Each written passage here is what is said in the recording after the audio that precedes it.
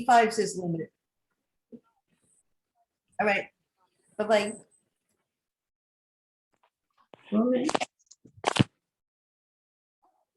Ok. Van entrando. ¿Cómo es que empiezan? No fuiste, no.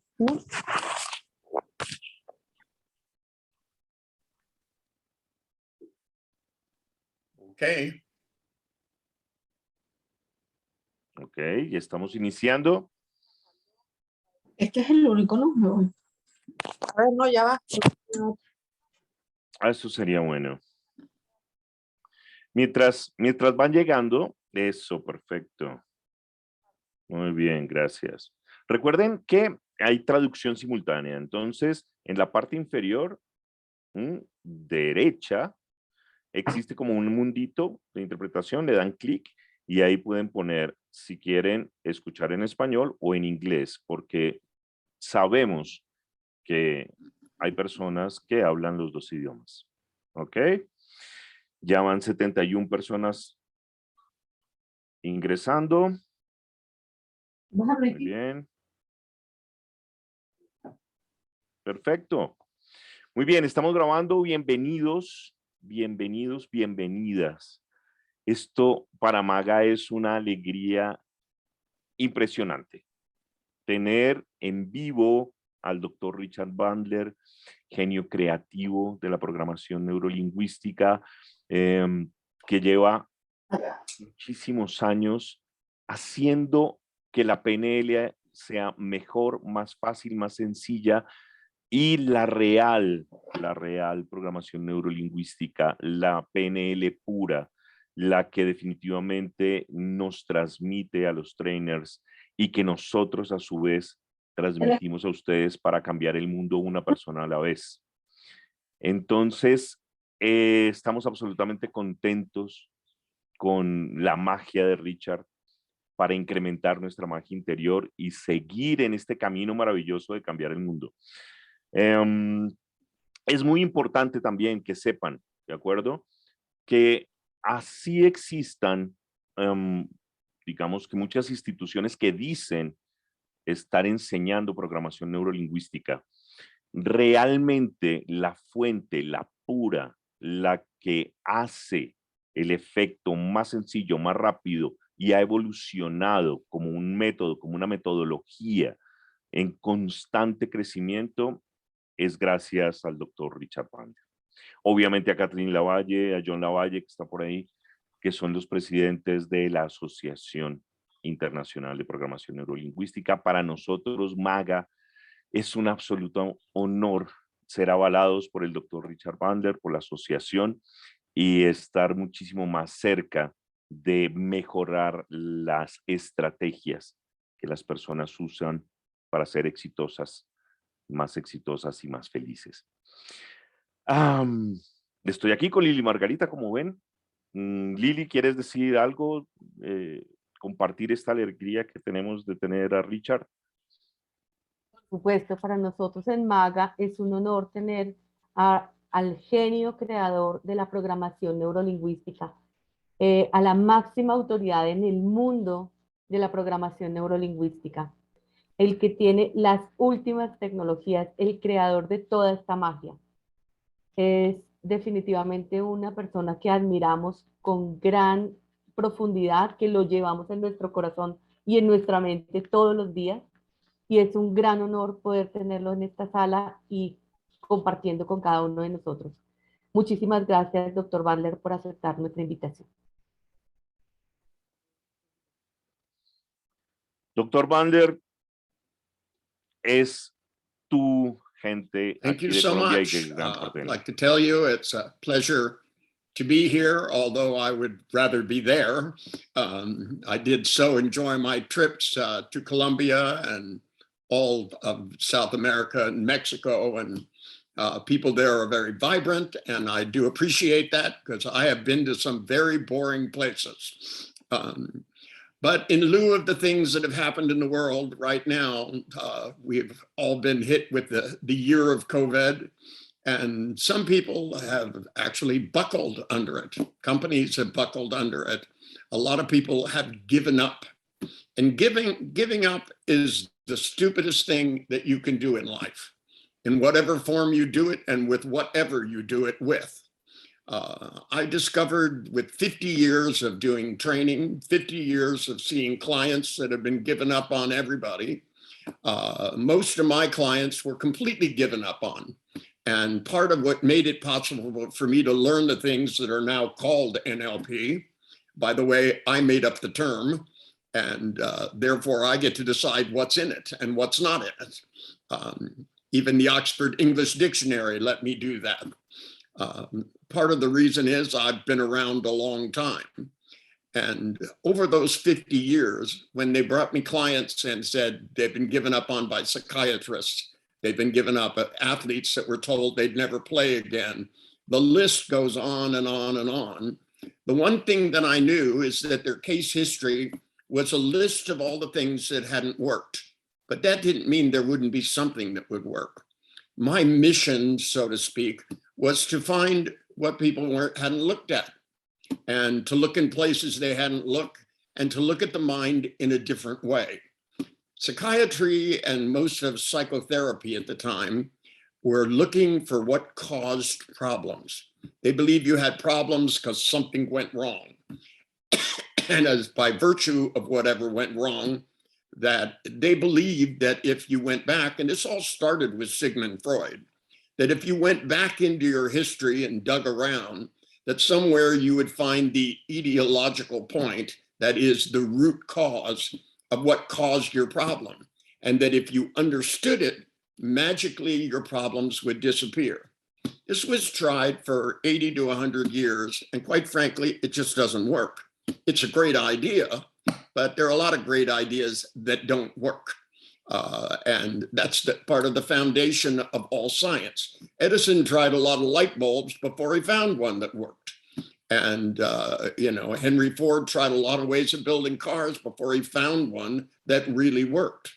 And the same thing is true about planes and cars and every invention under the sun, that people have tried a lot of things that didn't work. And when they found something that did, they kept improving it and refining it and make it smaller, quicker, faster. The first time we went to the moon, the technology that was in that moon flight is nothing compared to the technology that's in your cell phone. The world has progressed faster in our lifetimes than any lifetime of any generation in the history of the world.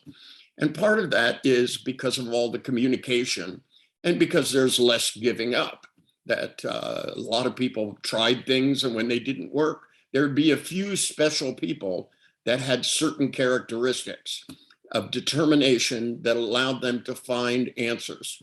Now, one of the things I noticed was that even if I got people over problems, if they had a fear of snakes or a fear of heights or were social phobics or they were depressed, once they got over it, I would look at them and go, that's not enough. Even the people that came in and said, all I want to do is be happy. And I would ask them, I go, what are you going to do while you're being happy?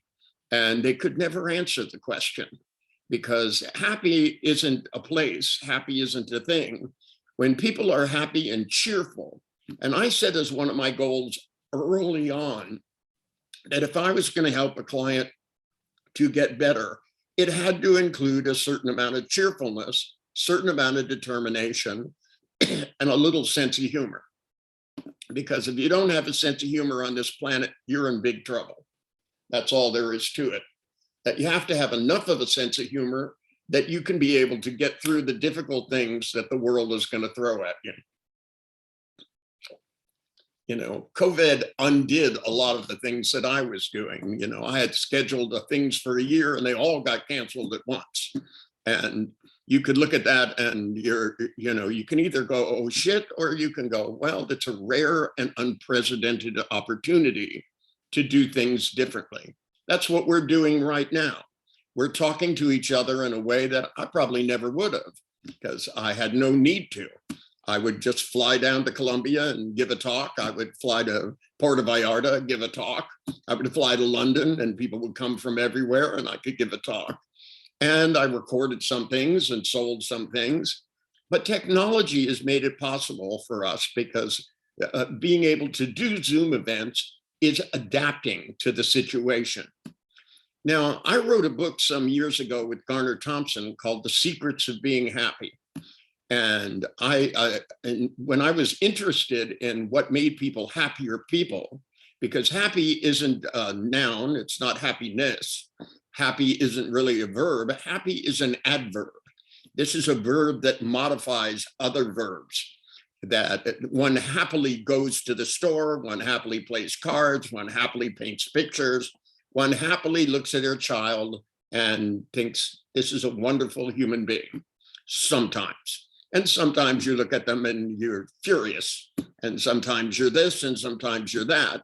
But you should have something that calibrates, that makes it so that you always kind of go back to the happy place. Because this is what people do who have done ingenious things in this world, and some of them in the worst imaginable situations. Now, when I wanted to understand how people could be happy, I had a couple of clients who had been in concentration camps, and one of the clients never got over it. They were in a Nazi concentration camp, and when they came to me, they were 75 years old and still whining about it and still having nightmares every night, and they wanted me to help them to control the nightmares.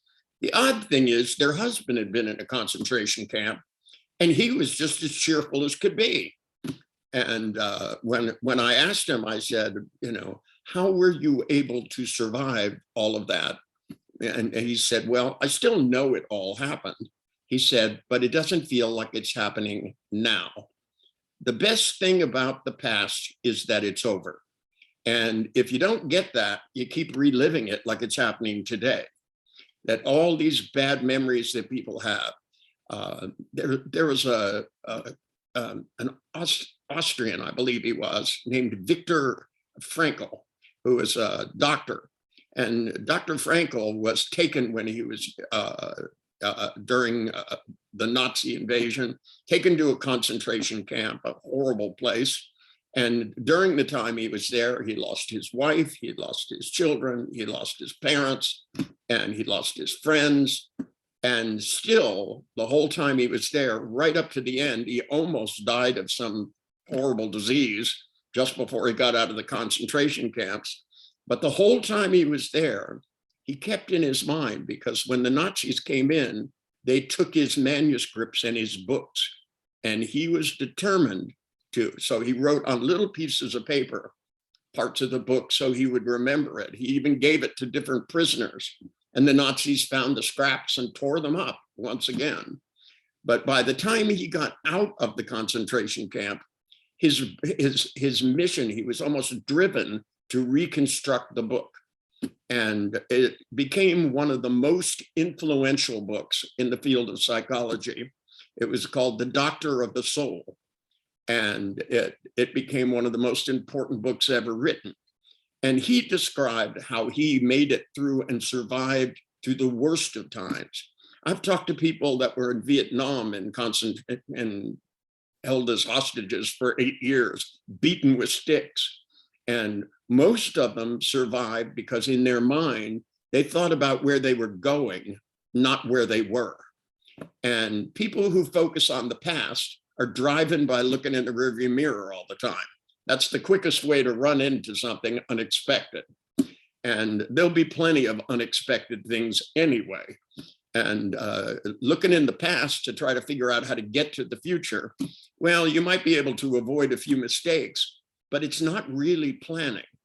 The successful people in this world, the people that are the happiest, the most productive, seem to have the ability to focus on the future. And if the present is good, they enjoy it, but they keep their eye on the prize. I went to a lecture when I was in a college, and a guy named Babarandas came in. His name was really actually Richard Alport. He had gone to India and found himself. And when he did, he came back dressed in robes and gave lectures all over the United States. And when he came and he gave this lecture about how to be here now and how he had discovered enlightenment, I remember sitting in the audience thinking, then how did he plan to come here 3 months in advance? If he was in the now all the time, he wouldn't have been planning a lecture tour. It sounds nice to be in the now, but all of us have to at least partially be ahead of the now. We need to have plans so that we can be productive. Because if people don't have some kind of a mission, some kind of a purpose, and some kind of a plan. Now, the problem is that most people don't realize when they're planning and when they're not. And this is what I encounter all the time. It is the major form of stupidity that interferes with people's joy of living. And every time I give a lecture to an audience, I always ask the question, who here's got bad memories that they think about every day for at least 2 minutes here, 3 minutes there, maybe 5 minutes here, maybe before they go to bed at night. But they take a bad memory and they keep thinking about it over and over again. And 20-25% of the audience will raise their hand, and I'll pick somebody and I'll go, how much time does it add up to? I go, so if you got 2 minutes here, 3 minutes here, is it 30 minutes a day, an hour a day? What do you think? Sometimes I have people that go, it's 3 hours a day. So I start with the calculations. I go, well, if it's an hour a day, it's 365 hours in a year. In 10 years, it's 3,650. So in 40 years, we're talking 15,000 plus hours. And I go, so your plan is in the next 40 years to spend 15,000 hours thinking this bad thought. That's your plan. And I'll go, does that sound smart? And nobody has ever said to me, yep, that sounds really smart. They all go, no. They go, it doesn't sound smart. And that's because it isn't. But I said, but that's your plan. And people will always say, well, I don't think I planned that. And I go, yes, but actually you did plan it by thinking about it too much, because you don't know how to think and plan. Now, when you take somebody like that and you take the memory and you have them put a border around it, shrink it down, turn it sideways, turn it around again, turn it upside down, at a certain point, they become disconnected from it. Viktor Frankl called it dispassionate view. He said that he disconnected himself from being in the Nazi camp and just thought about where he was going to be when he got out. One of the victims of the Holocaust that I talked to had decided that what he was going to do was get to New York. He'd never been to New York. He was an Eastern European, and he decided he was going to get to New York and he was going to open up a tailor shop. He'd been a tailor wherever he was. And in his mind, he designed a store. He designed the fabrics. He designed hats and suits. He knew what the whole store would look like. And he went through and cleaned it, dusted it, and adjusted everything in it every day until he got out. When he got out, it took him a year to get to America. It took him another 3 or 4 years of working to get the money to open a store. But he made his dream come true. Because the fact is, all progress on the planet has come from imagination, determined imagination. That if you can't see yourself having a better life, having a better relationship, being happier, being more productive, being better at what you do. The reason people come to me is because originally they were all psychotherapists and psychiatrists, and they were tired of their patients not getting better. And the more they heard about the fact mine were. And the difference is I didn't think that people were broken. I thought they worked perfectly. What they were doing was stupid. Stupid is easy to fix. All you have to do is get smarter. And, I would tell my clients, I go, either you have a disease called depression, or you're depressing yourself and it's really stupid. And if I find out how you're doing it, then you can do something else, anything else. But if I tell you how happier people spend their time being happy and how they spend their time planning, because they imagine themselves where they want to be, because your unconscious is not capable of negation. And if I say, don't think of blue, you think of blue. If I go, don't think of red, you think of red. And if I go, don't think about money, you imagine money. And when you tell yourself, stop worrying, your brain goes, about what? You know, it's like if somebody comes up and knocks on your door and says, now, don't get upset. You'll be upset before you even know what it's about, because your brain always aims at what's in the idea. And if you're constantly going, don't be afraid, don't worry, I shouldn't think about this, I shouldn't eat this, I should stop smoking, your brain is still focusing not on where you want to be, but where you don't want to be. And when your brain can't go to some place that can't be, you have to pick a positive target. It's not till you can see images of yourself where you're going to do something that you haven't done yet, right? That's called planning, right? You're either planning to repeat things, that's what memory is. And some things you know how to do are really good. You know how to open doors, great thing, perfect to remember. You come up to a door, you do all the right stuff. Till Richard comes along, and Richard's pretty left-handed. So when I bought my very first house, I made all the doors left-handed. And oddly enough, people couldn't open them. They still opened exactly the same way. But when they saw the handle on the other side of the door, they always pushed instead of pull. And, it was, all front doors open in. That's just the way they are. And my front door, people would go up and the handle would be on the other side. The only time they'd seen it on the other side was when they were in the room and they were supposed to push to get out. And they would push and push and they'd go, my door is stuck. And I'd reach over and open it. And they would look at me and go, how did you do that? That never in their brain occurred to them that this was sensory-wise something different. Now, left-handed people all know about this because we live in the world. We can't even operate a pair of scissors well. You have to become a little right-handed to function on this planet. In fact, when I went to school, if you tried to write with your left hand, they'd smack you with a stick. So I actually write with my other hand. When I sign all those certificates for certified neurolinguistic programmers, I sign it with my right hand because they made me. But when you're genetically left-handed, the world is a different place. But it doesn't mean you can't function in it. You must adapt. Adapting is what organisms do over generations, but it's what human beings can do in their lifetime. Things change and you either adapt or you go south.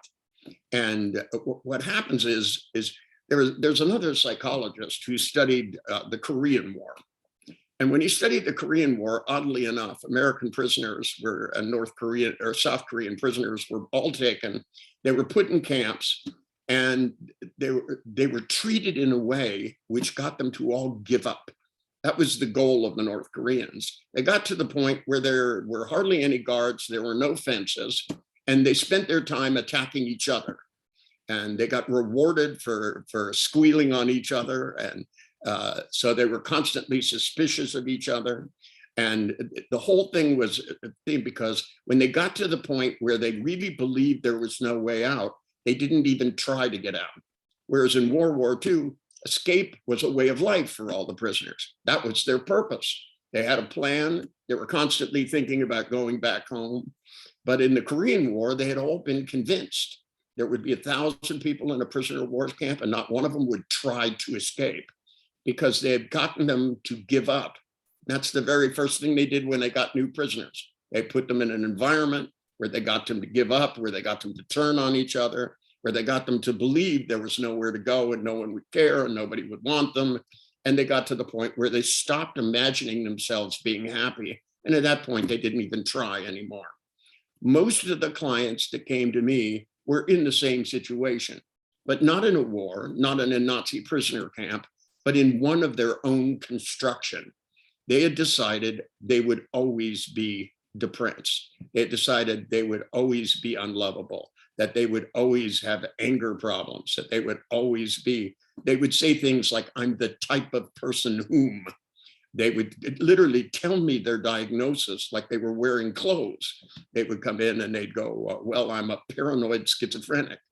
And I'd go, aren't you suspicious of the person who told you that?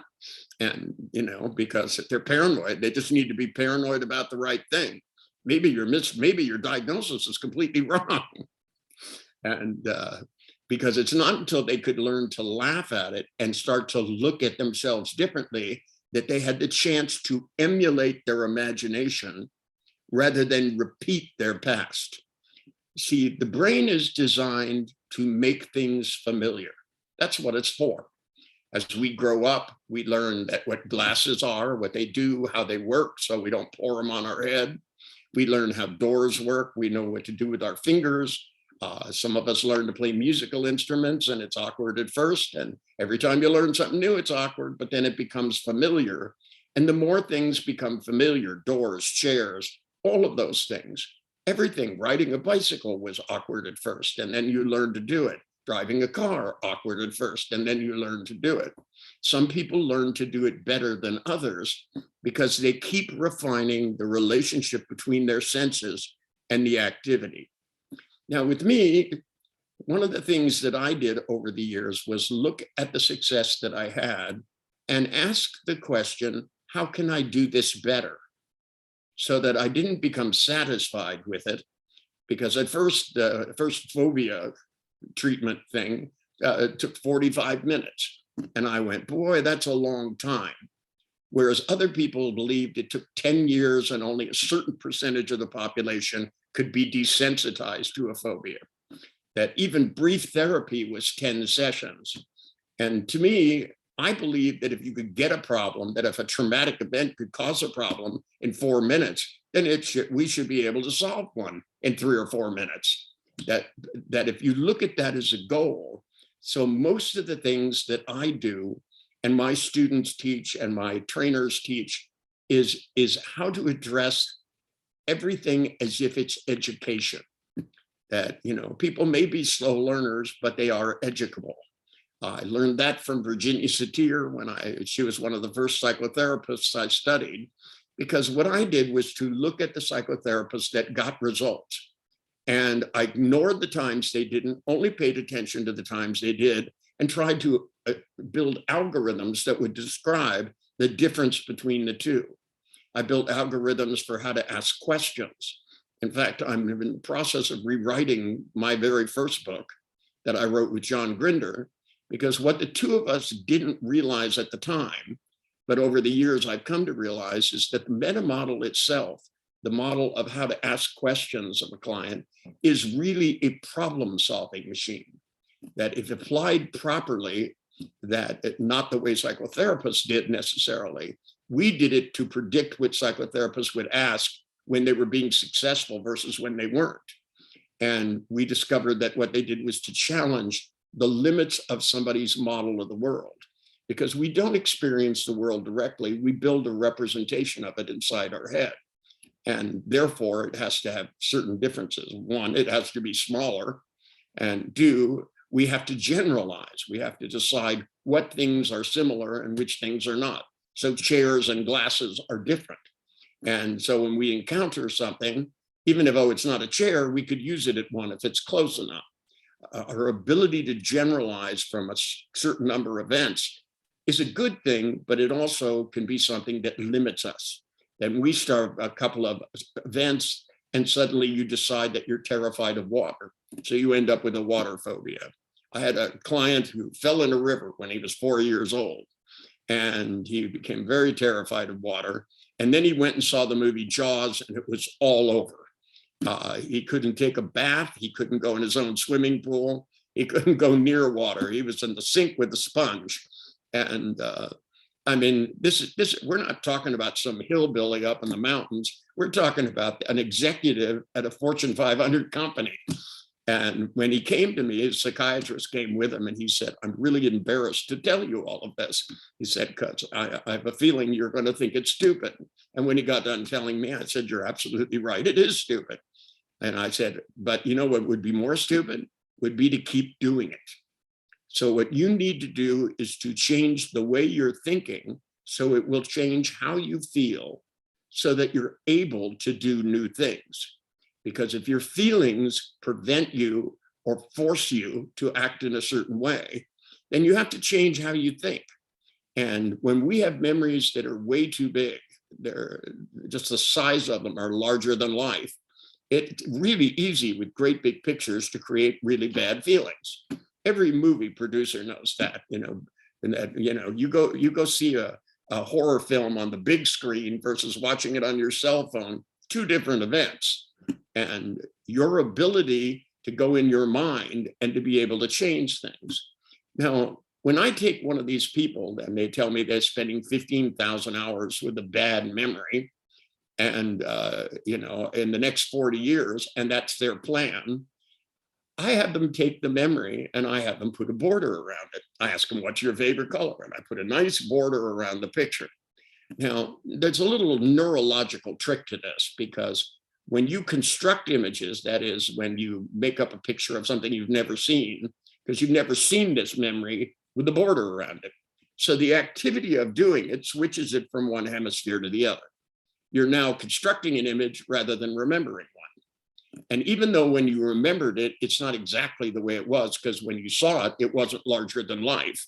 It wasn't, even if your memory is life size, once you put a border around it, it's a different kind of picture. Now, when you take that border and you shrink it down to the size of a small coin, blink and whack and white, it's completely a constructed image. And then when you try to go back and remember it the way it was, it doesn't feel the same, because we grow neural cortical pathways, and there are millions and billions of them. In your brain, you have as many neurons as there are stars in the sky. And each one of those neurons is talking to 10 to 100 other neurons simultaneously, which means the number of connections is literally infinite. Now, when as you grow up, you grow billions and billions and billions of these. You can watch children sleep. They have hours and hours of REM sleep where your eyes jiggle. And this is when we grow cortical neural pathways, when we're learning new patterns and changing things. And when we get older and we learn the phone number, and then somebody steals our phone and we get a new number, we can't forget the other one. We can't erase anything. So we have to put it on top of it. We have to take the neural pathway and get in front of it and put something that comes up before the old one comes up. Otherwise, you'd always be dialing the old number. Now, our job as agents of change, and when we try to help people to optimize themselves, which is really the way to think about it, what we're trying to do is to make it so that that neural pathway that went into a circle and created fear just keeps going, goes somewhere new, where you then make a plan, because you can't just get rid of bad pictures. You have to replace them with ones where you see yourself being successful in ways that you haven't. And the important thing about seeing yourself in the pictures, not seeing what you'd see if you were there, but seeing yourself, is it's something to be drawn towards, because you have to want something. What drove Viktor Frankl to be able to write that book after all those years in a concentration camp, after having all the worst things in the world happen to him, he kept his mind on the prize. This is the guy I want to be. I want to be the guy who writes this book. And he did. He got out of prison. He sat down. He pieced together everything in his mind, and he wrote a book that changed the way people thought about each other from then on. And doing important work, it doesn't have to be that important. It has to be important in your own life. You have to be able to look ahead.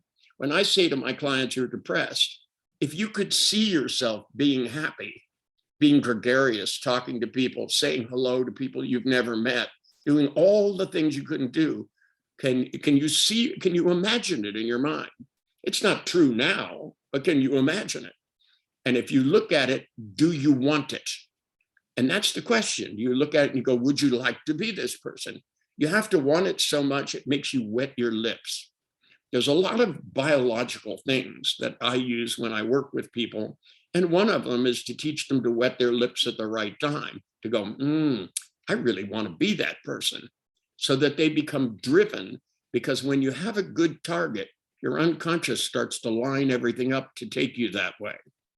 Without having your unconscious lining things up and driving you in a direction, you don't stand a chance. Then what happens is you go back to your psychiatrist next week and they go, how was your week? And you go, it's blah. Then, he goes, tell me about your mother. And one thing Viktor Frankl figured out was that dwelling upon bad things doesn't help you. It's putting them aside and figuring out where you want to go, and then doing everything in your power to have the strength to get there. And in his case, it took all the strength that a human being could possibly have. For most of us, we're not in that bad of a situation. I just had a major league athlete come to me, and he, had a few bad games, and he was really going into the dumper. And I said to him, I said, you can use all of your imagination to figure out how bad it can get, how things could keep getting worse. Or you could figure out how to throw the best pitch that you've ever thrown in your entire life.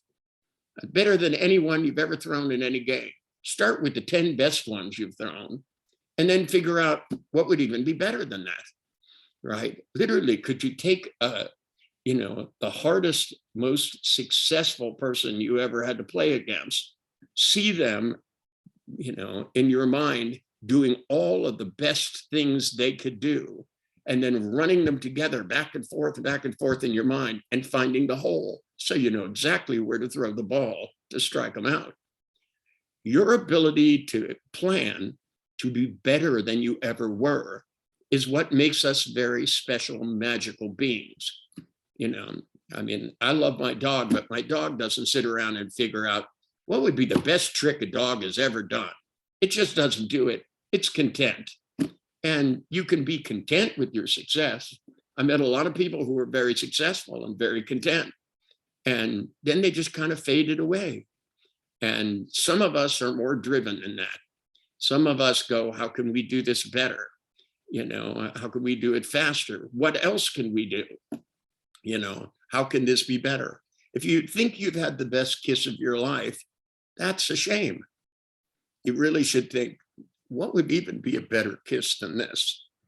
Because the anticipation of the kiss is even better than the kiss, if you think about it. Human ability to anticipate. When you make images of yourself doing better than you've ever done, this is when you have the chance to anticipate. What would it be like? What would I feel like? You get to imagine it. You get to try it on.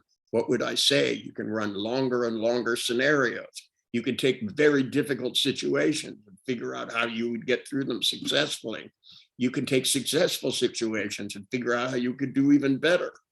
Our ability to use our mind to change the way we think so that we can change how we feel, and then it changes what we're actually capable of doing. Now, to me, there are certain prerequisites to this. One is accountability, that a lot of people play the victim card. And I hear all my clients come in, especially if they've had too much psychotherapy. They come in and they start blaming their parents for everything, and their uncle who molested them, and their bad teachers, and their ex-wives and their ex-husbands. And the reason I can't have a good relationship is because my boyfriend cheated on me in high school. I hear this from a 60-year-old woman. I'm thinking, you're thinking about this way too much. And to me, if you don't have accountability, because what it means is you're not planning. If you're going, this bad thing happened and it caused me to be this way, then you don't realize that just means now you're planning on being that way for the rest of your life. You're planning on having this problem for the rest of your life. You're planning on having this limitation for the rest of your life. You're planning on whining about this for the rest of your life. And it's a bad plan. The best thing about the past is that it's over. And once it's over, you need to move on. And some things are horrible. I've lost people I really loved, but you can't get them back by complaining. It just doesn't work. It's been tried for centuries. And you have to get to the point where you appreciate what you got and are glad you're not getting things you don't want, and you move on and make a new plan. And you which is the second one, adapt. Because the successful person adapts by changing the way they think, by changing what they look at, what they hear, so they can change how they feel, so that they can do new things in a new way and become more successful. You see, your productivity is either a passive event or an active event. And I call it proactive. So I try to get my clients to all become proactive. I try to get my students to become proactive. And becoming proactive is like going, when this wall comes up, what are you going to do? Smack into it or go around it? If you take consciousness is like a flashlight, you shine it through a dark room, it shines some places and not others. If you don't move it around, you don't know where to go. If you try to, somebody once told me that they came up to me and they said, I read an article about you. And I said, do tell. And they said, oh, yes, it was in, I think it was Psych Today or some silly magazine. And they interviewed me, they interviewed John Grinder, and apparently the interviewer said that one of us said, if there was a person who knew how to walk through walls, we could model it and be able to walk through walls. And the guy said to me, he goes, is that true? And I said, well, I've never met anybody who could walk through walls, but I think I could tell you how to do it. And I took him up to the wall and I had him imagine a hole growing up and then push him forward and he smacked into the wall. And I said, let's try that again. He did it 3 times before he looked at me and he goes, I don't think I want to do this again. And I said, let me show you a trick. And I opened the door and he walked through it. I said, see how simple that was? I said, everybody can walk through walls if you walk through the right place. And that, you know, to set up something unrealistic and to do it 3 times is a compliment to human stupidity. And to me, with all of my clients, that when they find something that doesn't work and they keep doing it and keep doing it, when psychotherapists found things that didn't work and kept doing it and blaming the client, he's not ready yet, he's not emotionally, he's not mature enough, he's resisting, you know.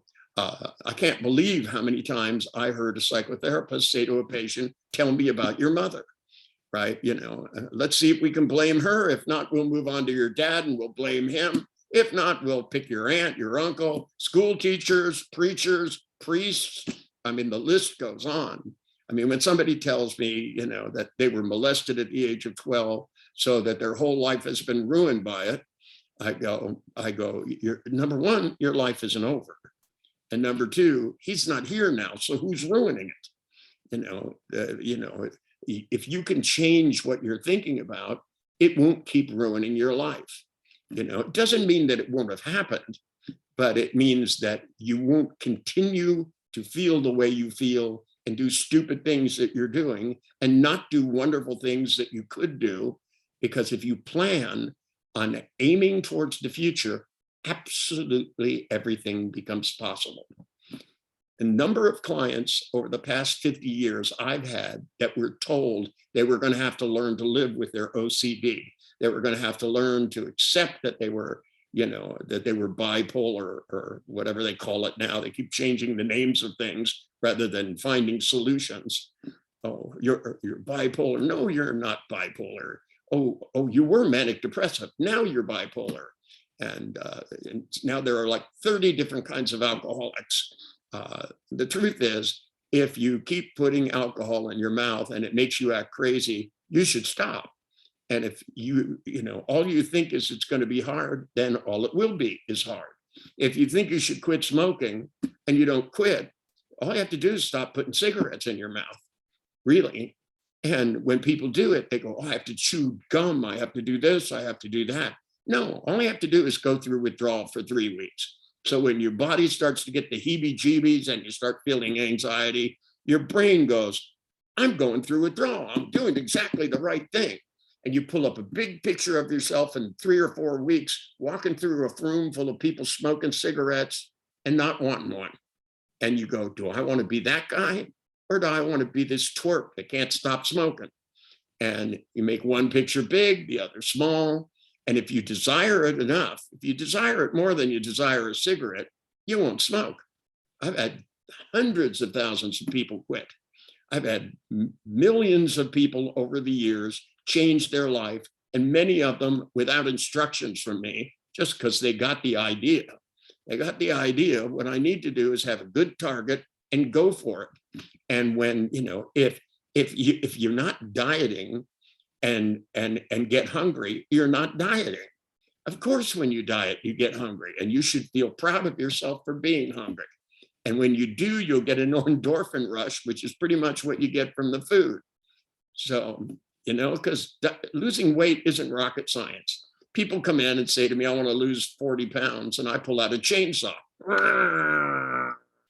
And they go, what are you doing? I go, I was thinking I'd cut off a leg. That ought to do it. Just how far up the leg? I just have to get the right amount to make it 40 pounds. And they go, well, I don't know when I cut off my leg. And I go, oh, okay. Then what do you want? Because you have to exercise more and eat less. That's all there is to it. It doesn't make it easy, but you have to want it enough that you go to the gym and exercise. And that when you exercise, you get hungry, but you stay hungry. You eat enough, you eat protein shakes, and everybody's been doing this for years. They know how it works. And mostly people do it and then they stop, and they do it and then they stop, and they do it and then they stop, because they don't have a clear target of where they want to be. And when you have a clear target of where you want to be, you stand a really good chance of getting there. You see, if we got in our car and we looked at the GPS and we said to the GPS, take me somewhere, right? It would just sit there asking for a street address. Because if you don't put in the address and you don't put in all the information, it won't take you to the right location. In fact, if you don't update your map, because I haven't updated mine in a few years, sometimes it won't take you there anyway. I pulled out on the road and I knew where I was going, and it told me to go in the opposite direction. I think it's trying to force me to buy an update that I really don't want to pay for, but I'll have to break down and do it if my car wants me to. I have a 7-year-old car. It's getting cranky. I'm 50 years into doing the practice and another 20 years on top of that. So I'm a little cranky. When my clients come in and start whining, I look at them and I ask them the question, do you want to do this for the rest of your life? Over and over and over again. Because there's a point at which you have to become tired of having the same problem and start to use your imagination in the way in which it's designed. I thought I'd take a few moments at this point so that people get a chance to ask some questions. Do we have questions that are coming in? So can somebody tell me what they are in English?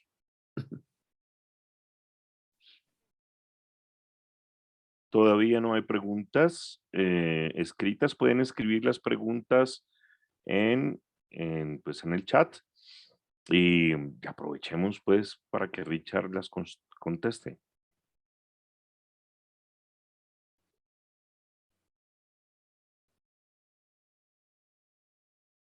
No hay preguntas todavía.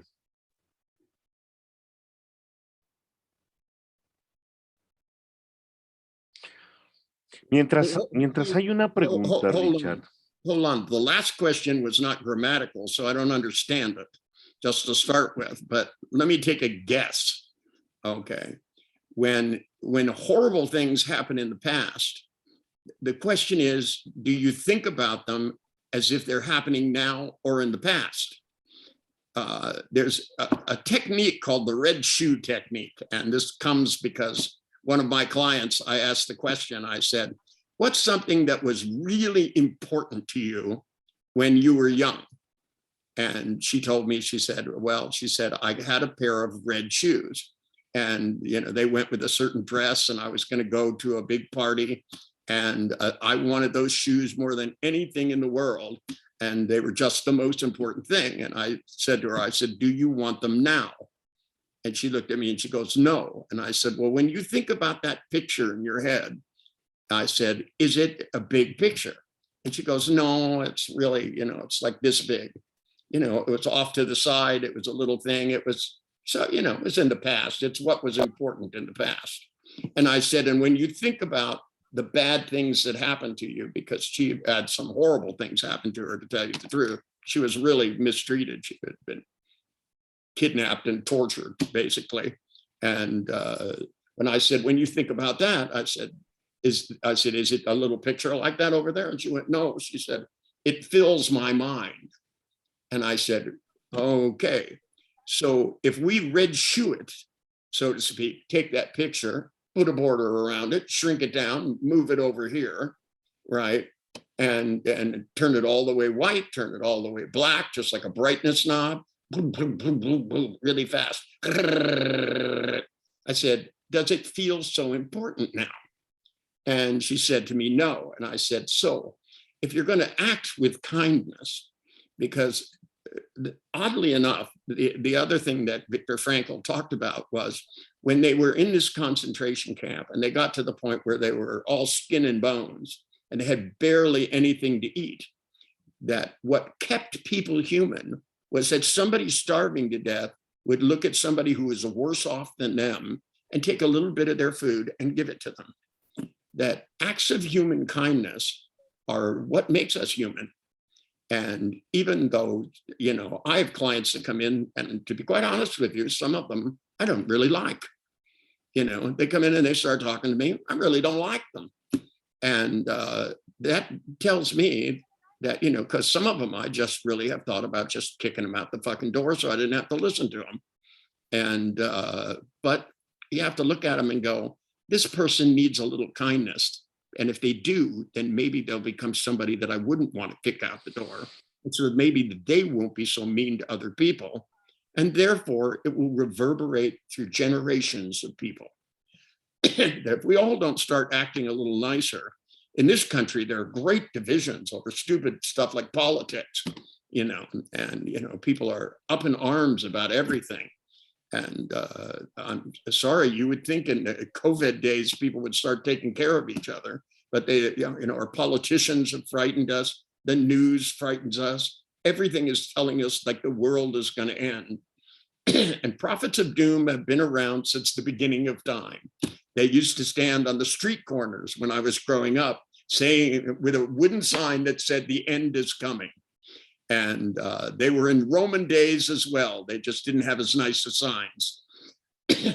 You can't listen to the prophets of doom. You have to listen to your heart. And the fact that you can ask a question about kindness means that you need to shrink the past down. You need to take those things, suddenly shrink them down and blink them black and white. You need to see yourself in bad memories and say to yourself, I'm sure glad that's not happening now. Because the best thing about the past is that it's over. And if you don't look at it that way, then it's going to feel like it's going on forever. Anyway, what was the next question? Maria? ¿Puede ser la siguiente? Ok. Perfecto. Aunque aquí hay otra pregunta que es, ¿cómo superar el miedo a la muerte? Estamos dándole prioridad a las que tienen preguntas y respuestas y una vez vayamos descartando esas, si hay espacio le damos paso al chat.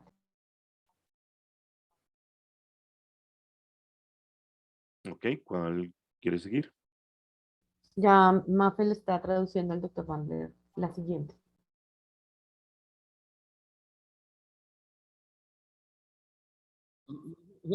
Hold on, that's whoa, that's too many. No, I'm perfectly content to just take them one at a time. I don't need to go, well, I like this question, but fuck that one. I don't need to do that. What inspires me is 50 years of watching the impossible become possible. Taking learning disabled kids and having them spelling a week later. Everything that I've been told isn't possible has become possible. When I was a kid, there was an idiom in English, you know, these phrases that don't actually mean what they say, but they used to say that, oh, that's as impossible as putting a man on the moon. And now we've been there and back 7 times, and we're going back again now.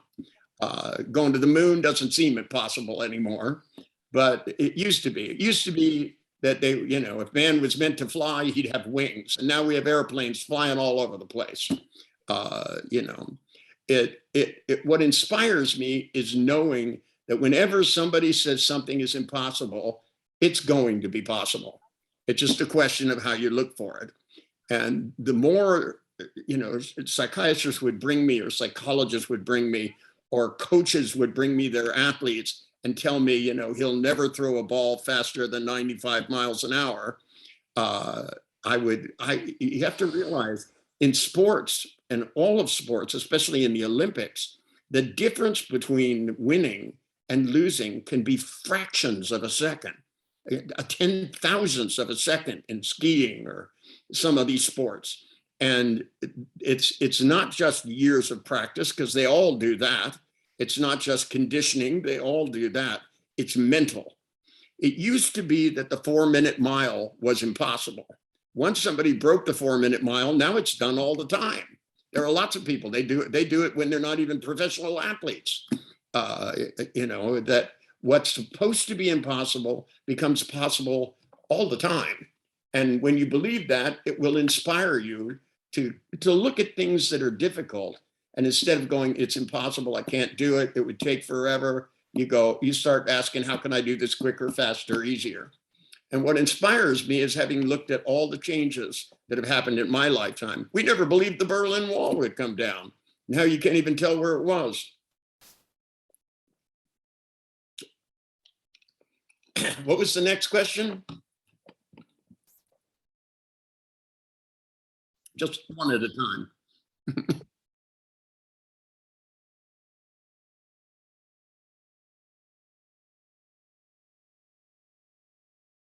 Feel sorry for them. Feel sorry for them.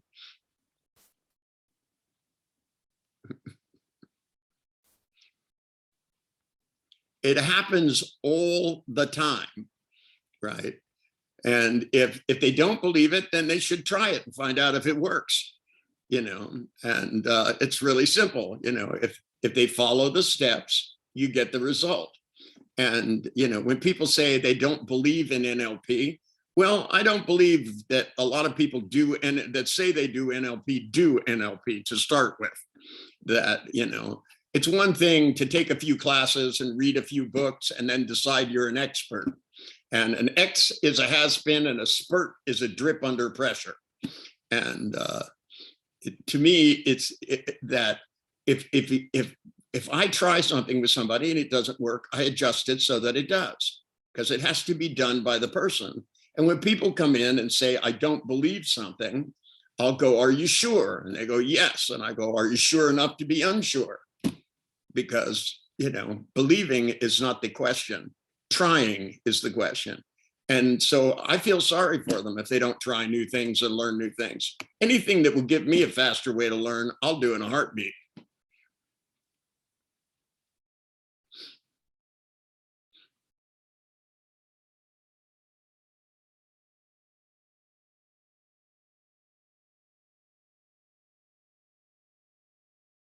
Well, if you remembered everything equally, then you would be what's called an idiot savant. Some people have truly eidetic memory so that they can actually look at the book and read every word. An idiot savant sees every word at the same time. And you know, they can thumb through a phone book and you can ask them anybody's name and they can tell you the number, but they can't function in the world. That you have to selectively read books depending upon what you're going to do with it. If I read fiction, I want it to be like going to the movies. So I have an immersed experience. If I read nonfiction stuff, I'm scanning it to find out if there's anything useful. I read a lot of journal articles, and a lot of them have nothing in them that's of interest. So I have a machine that just reads fast, and if something important comes up, I slow down and absorb it. And if you really want to recall things like facts and information and stuff, you need to build a memory system. A lot of people have a memory castle. That's where they have a room where they put stuff in. And so all the kings and queens of England and the dates they reigned are here. And they can go into the room and look at it. And since your imagination is limitless, you have a limitless amount of rooms. And, remembering names is different than remembering numbers, but, you have to have a strategy. When I teach classes, I teach people how to a strategy for memorizing names. We do that in the master class, where we go in and we teach people how to look at a face and take the face and turn it into a caricature so that some feature of it really stands out. Then you ask the person their name, you write it down underneath their thing, and then you put the picture away, look at their face and make sure the picture comes back up. And when it comes back up, you go, so your name is, and once you've verified it, then, because the trouble is not reading, the trouble is encoding. You not only have to read the words, you have to encode the information so that you can decode it later on. And that requires that you have a purpose. Remembering names, you want to be able to remember the name the next time you see them. So you make sure you have something that triggers it automatically. Once you do that slowly, then it starts to happen by itself all the time. And it's no different with books. When I read information, I decide where that information is going to go and when it's going to come back, so that I know I will need this at a certain time. So that I know when I start talking about happiness, I'm going to need the information about Viktor Frankl, so it pops back up. Next question.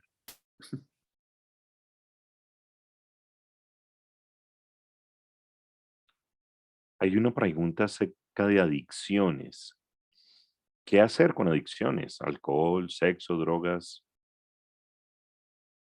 Stop it. Okay. Most people believe that this whole thing about addiction is a disease. You can call it a disease, but there's only one way to stop, and that's to stop. And you have to have something that's more important than the buzz that people get from whatever their addiction is, because stuff will eventually kill you. I don't care how tough you are. Eventually, the drugs will kill you. We have a big problem with fentanyl in this country because fentanyl is so strong it can kill you easy. So we have lots of people dying of fentanyl poisoning. And, all these things, that it's one thing to party for a while, but eventually it's going to get you. And most people can't see themselves having gotten over the disease. They can't see themselves around a bunch of people taking alcohol and not drinking. They just can't imagine it. And they don't, and when they do, they see themselves suffering, not being proud of themselves. You need to build an image where you look at it and go, if I was this person, I would be really proud of myself. It's a better high, so that when it comes up and somebody offers you a drink, you want the picture more than you want the drink. You want the picture more than the cigarette. You want the picture more than a joint. You want the picture more than the shot of heroin. And you have to plan on going through withdrawal, because anything you're addicted to, you're going to go through withdrawal, and you shouldn't be surprised. And when you go through withdrawal, the worse it is, the better job you're doing of getting to the picture that you want. And I've gotten people off of, by the way, the worst and most addictive drug, I think, is methadone. I've had a harder time getting people off of methadone than almost any other drug. And that's the one the government gives you to get you off of heroin. But I'm sure the drug companies love that it's highly addictive, and the withdrawal from it is horrible. I've had people have as bad hallucinations as any schizophrenic I've ever known. And I mean, scary stuff. We're talking Fellini type hallucinations. But if it's important enough to get to the other side, and what I do is trance people into a state where they're so relaxed that when they start to feel like they just can't take it anymore, they can drop into a trance, relax their nervous system, and focus on what's important, which is the future. Mafe, hay varias preguntas que tienen que ver con eliminar recuerdos negativos, como tuve un suceso con mi papá hace 10 años, me dolió mucho, mi papá era mi héroe, la persona más importante en el mundo. Cuando me enteré que le engañó a mi mamá durante más de 20 años y tenía otra hermana, me afectó mucho, sigue afectándome y lo When I found out, recuerdo.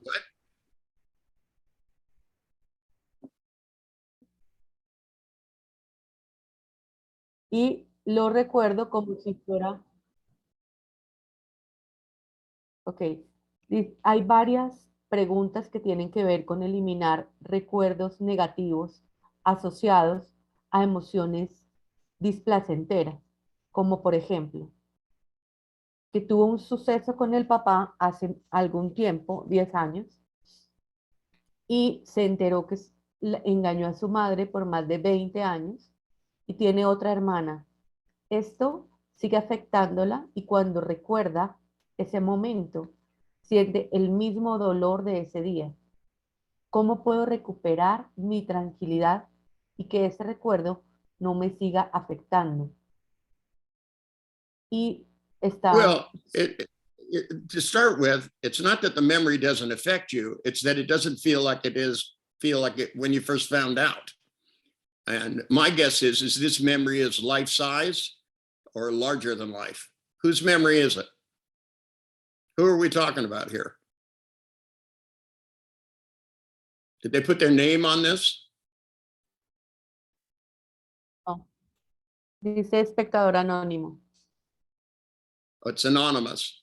Well, anonymous out there, my guess is this memory is as big as it was when you found out. And you have to take the memory, as I've said over and over again, put a border around it, shrink it down, push it out, and see yourself there being disappointed. And ask yourself the question, how long are you going to do this? Because the more you think about it, the worse you're going to feel. And if you feel, are you going to feel bad in 10 years, in 20 years? Are you going to feel bad when your father's died and been dead for 30 years? There's a point at which you just have to take these memories, push them off into the distance, see yourself in the memory so that you can disconnect your feelings. Because I'm sure even though your father cheated on your mother, he also did a lot of wonderful things as well. Do you remember those every day, or did this cancel everything out?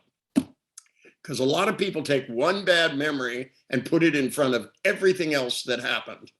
And let's face it, people aren't perfect. And people make mistakes, and some people are just plain assholes. But if it's your father and you want to feel differently about him, you got to take this picture and change it, freeze it, turn it around backwards, take the memory and run it from the end to the beginning. Every mechanical thing that you can do with it so that it becomes just a small part of a bigger collage of memories. Because there are hundreds of thousands of memories you have with this person. Why let one take precedence? And the fact that he made your mother feel bad and had been deceptive for 20 years, which is actually pretty amazing if you think about it, that to let that dominate everything just means that you're thinking about it too much. He's not here showing it to you. You're doing this to yourself. And if you think stupid thoughts, you have to change them. You have to shrink them down. You have to blink them black and white. You have to start at the end and run it to the beginning. You have to turn it around backwards, put a little circus music with it. You have to lighten the fuck up. And if you lighten up, and then light will shine in. And then you start to put it in a collage of all the hundreds of thousands of other things. The birthdays you had with you, the time you sat on his knees, the time he read a book to you, the time he walked with you in the park. This should not be any bigger than all those other things. For God's sake, he's your father.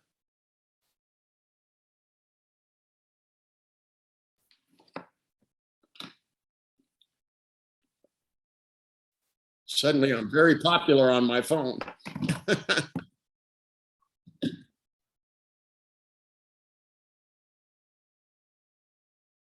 I'm sorry, that's a little clinical for me. What exactly are they asking?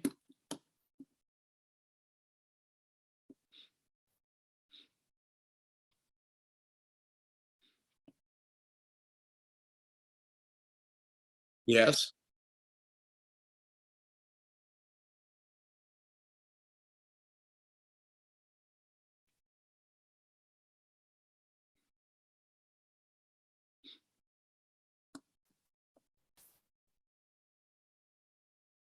Ya la habilité para que pueda hablar.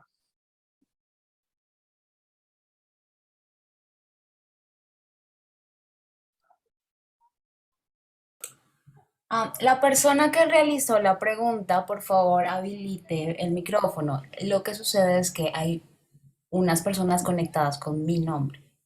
Well, okay, I don't know what the word moral abuse means.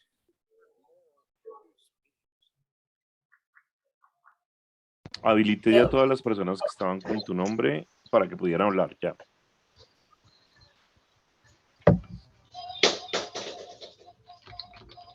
Okay.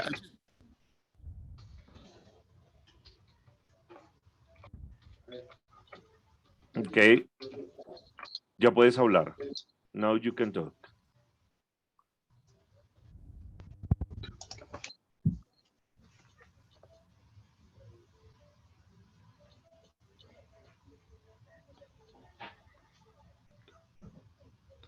La persona que estaba registrada Okay, como Laura except that's not what I Moreno, asked. que está hablando, I asked a simple question and she's answering a complicated one.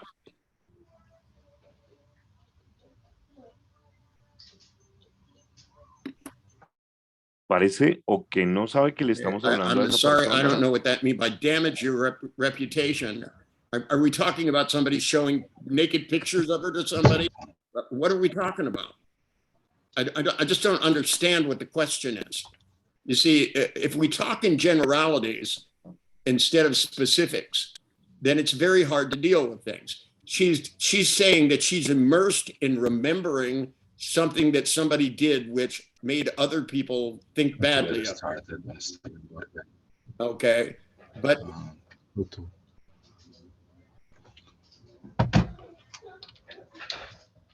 okay, well, so she has a lot less to lose now than she did then. So she should realize that if she could survive that, she could survive anything. And therefore, she should be very careful to make sure that she does a better job this time. And if somebody else damaged her reputation, then quit blaming it on them and just and take control, take responsibility. I've had partners where I shouldn't have done business with them, and it's my fault, so I move on. I can blame them for the screw up and I get nowhere. But if I can say, this time I'm going to do better, I'm going to pick better people, I'm going to pick better clients, I'm going to be stronger, I'm going to be smarter. You either learn from your mistakes or you don't. But if you stop, you give up, you fail. And there has to be a point where you feel this, some never again. And if you feel never again, then you either never try again or you never let yourself be deceived and betrayed again. And it may happen, but at least you know that you're strong enough. If you can survive this, you should be able to flourish as soon as you leave it behind you. The more you flourish, you should make the picture. Look, everybody rises from the ashes more than once in their life. Every love story is going to end in tragedy. Somebody's going to die or leave. And you either stay in the ashes or you rise up like the phoenix. And this requires that you take all those old pictures and all those bad feelings that spin around in your body and you spin them in the opposite direction and you shrink the pictures down and you brace your lower lip and then you make a new plan. You go, I'm going to start from here and I'm going to do better than I ever did before. I'm going to have a better business than I ever had. I'm going to make this part of my story, part of my advertisement. I was fooled. I was betrayed. It ruined me. So I'm never going to make that mistake again. Look at the Wolf of Wall Street, for God's sake. I mean, they took everything away from him. They took away his ability to sell stocks. And now he's out teaching seminars about it. He didn't let it stand in his way, and neither should you. I've been destroyed business-wise, utterly and completely 3 times. And, mostly through courts and nasty lawyers and all kinds of stuff. I didn't let it stand in my way because I have a mission. She needs a mission that says, look, being successful in business is more important than anything that ever happened to me. So this is going to be part of my story. I was down, I was out. It's the Tony Robbins story, for God's sake. I had a sink full of dishes. I was overweight. Everything was screwed up. And look how good I'm doing now. She can do the same thing. If she can imagine it, she can go do it. She needs a new dream instead of trying to get back to the old one that's gone. That dream is gone. Throw it out. Get rid of it. Build a new one, a bigger, shinier, brighter dream, one that you look at and go, this is going to be me, the girl that can overcome everything. That's what I would do. Change the way you think, changes how you feel, and therefore changes what you're capable of doing.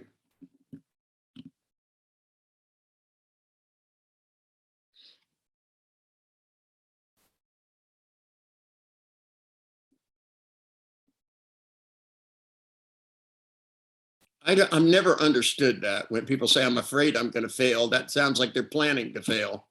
I don't plan to fail. And failure is a definition of time. If I'm not a millionaire by Christmas, I'm a failure.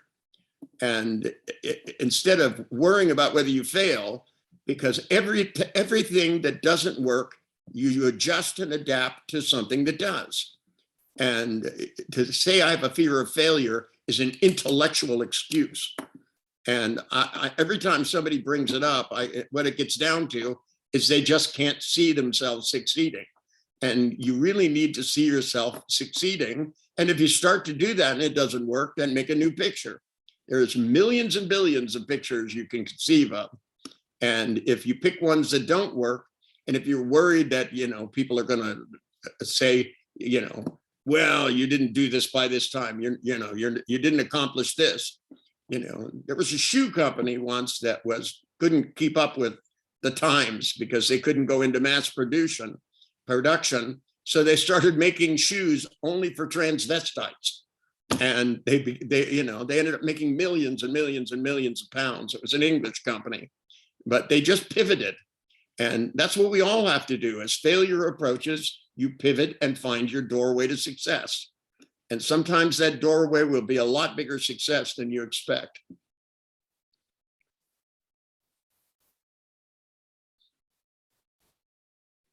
In my book, The Secrets of Being Happy, there are 4 principles that you have to adhere to. And one is to be optimistic.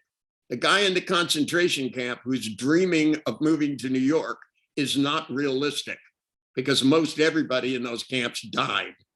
And you see, being unrealistic is just a lot better than being realistic. And it turns out the unrealistic succeed a lot of the time. Be one of them.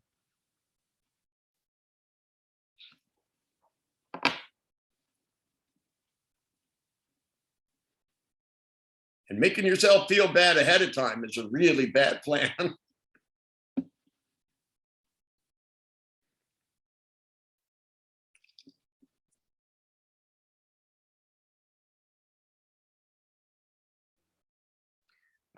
Hay muchas otras preguntas relacionadas con nuevas estrategias para mejorar. Por ejemplo, hay preguntas relacionadas como cómo desarrollo más voluntad, cómo desarrollo más determinación, cómo desarrollo más herramientas para Pick the incrementar moments of el your éxito. life where you've been the most determined, and you figure out whether that feeling goes this way, that way, clockwise or counterclockwise. Whichever one it is, you start spinning it faster, make those pictures bigger. The bigger the picture, the stronger the feeling.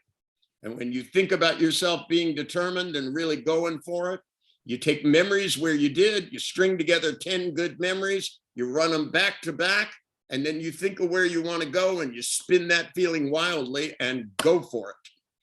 And when little bad thoughts come in your mind, shrink them down and push them out. Become a focused person. Purpose, purpose, purpose. Those of us with a purpose get shit done, and those of us that whine don't.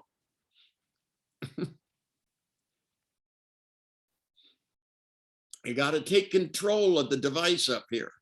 When I wrote Using Your Brain for Change, the whole idea was you either take charge of your mind or it runs away with itself.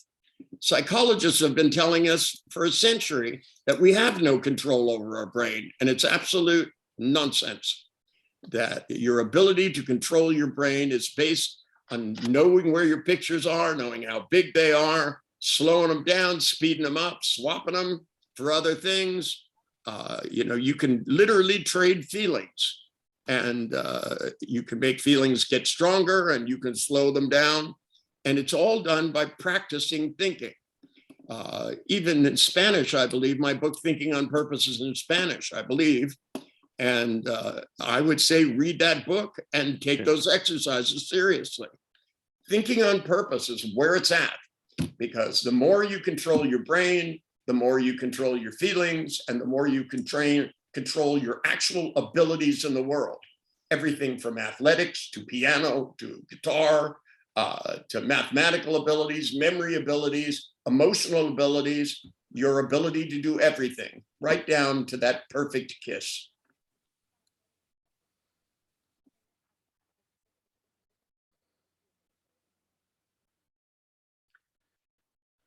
Hay algunas preguntas relacionadas con enfermedades mentales, como la bipolaridad, como asuntos que ya son muchísimo más físico-químicos. ¿Qué nos podrías hablar Well, I'm not a medical sobre doctor. estos fenómenos? I don't treat medical conditions. I treat the part of those conditions which is psychological. That when people have chemical imbalances, I send them to a doctor to have them run blood screens and find out what chemicals are not there and which ones are. And if they can adjust that mildly with drugs, that's fine with me. I think most people take too much, they take it too long, and they don't give their metabolism. That a lot of the people I know wear their mental diseases as an excuse. It becomes a crutch. They go, I can get away with this because I'm bipolar. And it makes it worse. And what I try to do is curb that part of it. I get them to be tired of it instead of use it as an excuse to abuse other people. Because I find, especially with bipolar stuff, a lot of that, it gives people a vehicle to get away with everything. It's like, saying I'm an alcoholic, so therefore I can do this even though I don't drink for 20 years. They go, I have this disease which allows me to be abusive to other people. Because if you're not an alcoholic, you can't understand. So therefore, I can act like an asshole and get away with it. To me, I have a real intolerance for that stuff.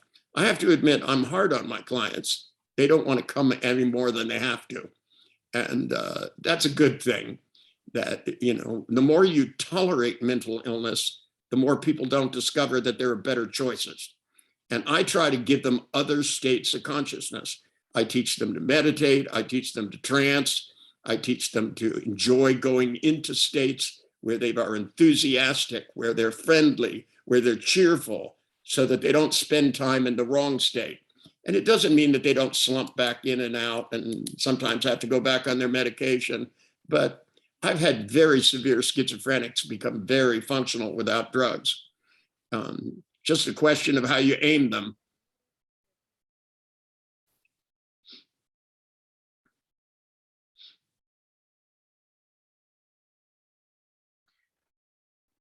También estoy viendo otras preguntas relacionadas con muchos eventos pasados que parece que los constituyen.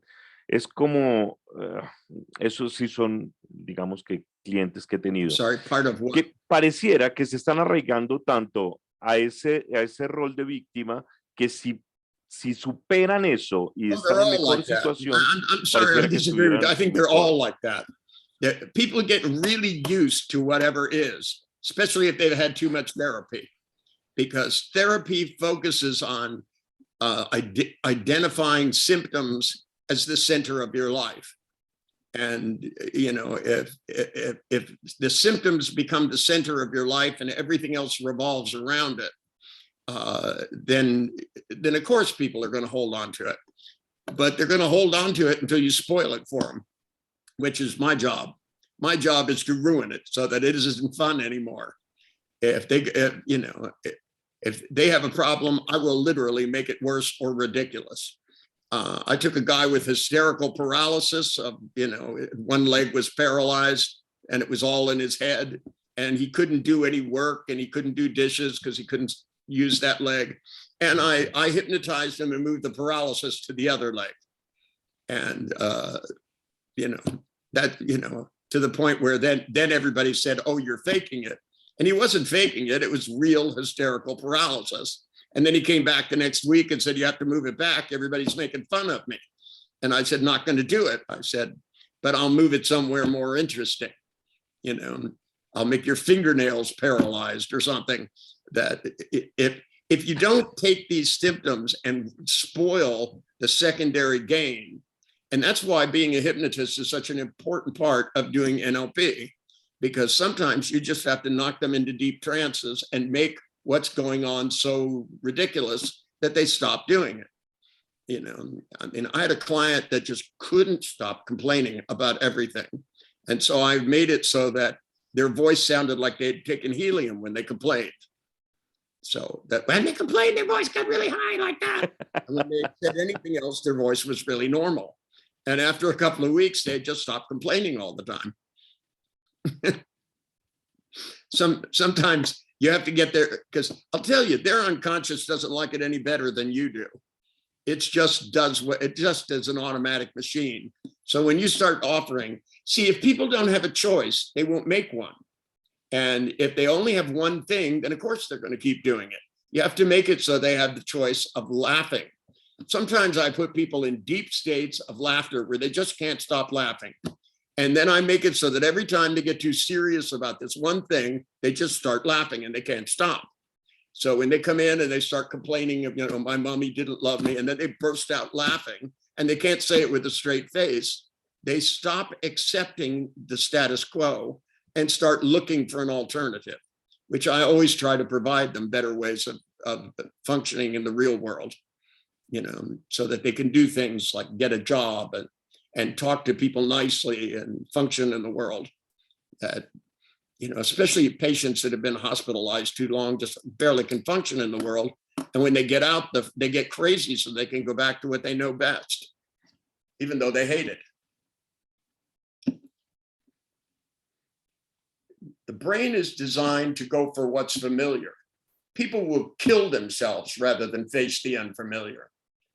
There's many people commit suicide because somebody breaks up with them and they can't imagine life without them. And, suicide is a very permanent solution to a temporary problem. When, being able to imagine yourself with somebody else is just a matter of making some new pictures and meeting some new people. But if you can't imagine your life because you had it all planned out one way and the person leaves your life, and so therefore you decide the best thing to do is to hang yourself in the closet, you're not thinking properly. And somebody has to offer you alternatives. That has to sound as stupid as it is to get people to stop it. You need to have people laugh their ass off and they think about that rather than do it. And although I've been accused of not taking people's problems seriously, I actually should be accused of making them so that they don't take it seriously either. That to me, to take it too seriously, that's when people engage in dangerous behaviors. And, when somebody starts talking about suicide to me, I had a 15-year-old kid on the Zoom call this year talking to me about killing himself. And when I said, you're only 15 years old, you don't even know what life's about yet. How can you think about ending it? And he said, well, I live in a small town, he said, and I'm not really college material, so I'll probably end up working at a fast food restaurant for the rest of my life. And I said, well, you do know that when you turn 18, you'll be able to drive and you can move to a bigger town. I said, there are a lot of people that didn't go to college doing pretty well.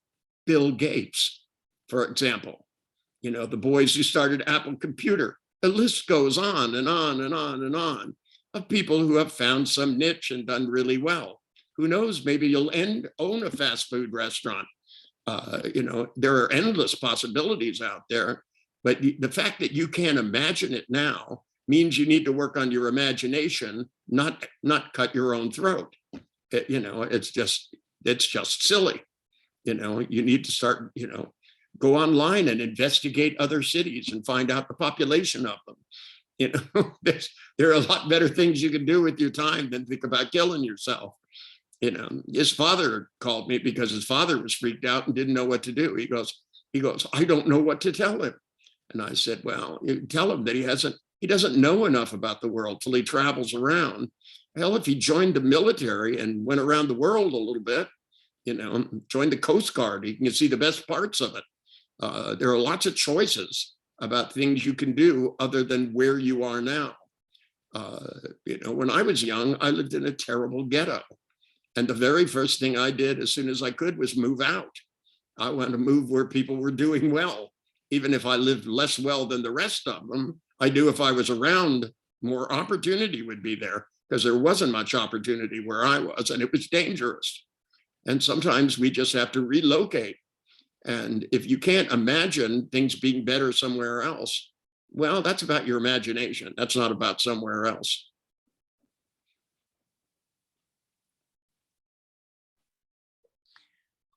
Creo que aunque se nos acabó el tiempo, no sé, Richard, si podemos, la última pregunta. Hay otros de mis clientes que su gran preocupación es estar en conflicto con las expectativas que tienen otros de ellos, las expectativas que tiene la sociedad, las expectativas que tiene su pareja, las expectativas que tiene su familia, sus amigos de ellos, y terminan demasiado preocupados por cumplir esas expectativas y se olvidan un poco de ellos. ¿Qué estrategias podemos darles un poco más Well, do these sencillas people give them the para enfocar? expectations in a written form?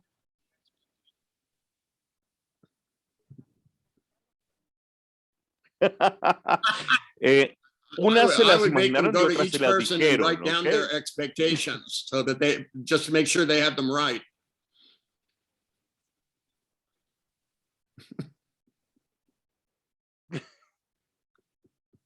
Of course, you know, I had a guy come to me and tell me his family's expectations were more than he could ever live up with. And I said, okay, how many family members do you have? And he said 7. I said, okay, give me their names. And I put their names on a piece of paper. And I said, okay, let's start with Bobby. What's his expectations? And he told me what he thought they were. And I picked up the phone and called Bobby. And I said, Bobby, do you expect your dad to do blah, blah, blah, blah?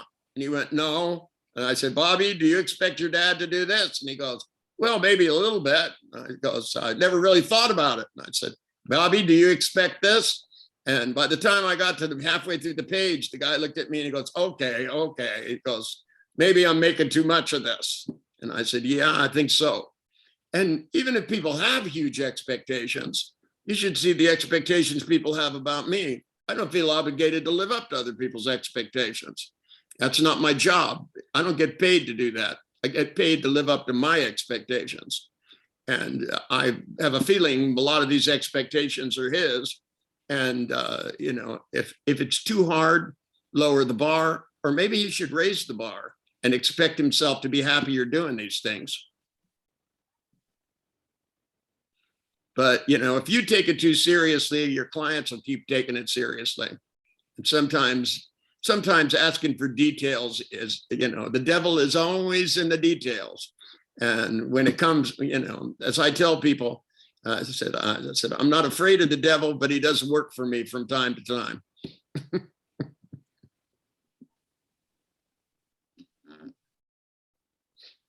Excelente. Richard, el tiempo voló, esto pasó demasiado pronto. No, por Dios, aunque todavía creo que nos quedan un ratico, ¿cierto? Nos queda todavía Hasta las 45 minutes. una Why, were you media ending? hora más. Vamos hasta las Sí. 8:30. Oh, no. No, we're no, not no. done yet. No. Dios mío, todavía falta mucho tiempo. Estaba Sí, yo, sí, sí. ok, perfecto. Todavía tenemos mucho más. There una you pregunta. go. According to my watch, and it doesn't stop. So Sí, Hay una let pregunta. me just talk for a few de minutes. acuerdo, sí. That there seems to be a theme running through all of these things, that to me, which is very familiar. A lot of people are not used to thinking on purpose. That to me, the key to being a happier person, to living more happily, to happily enjoying your family, to happily enjoying your work, is not to figure out what you're not doing, what expectations are there you're not living up to, not trying to overcome difficulty.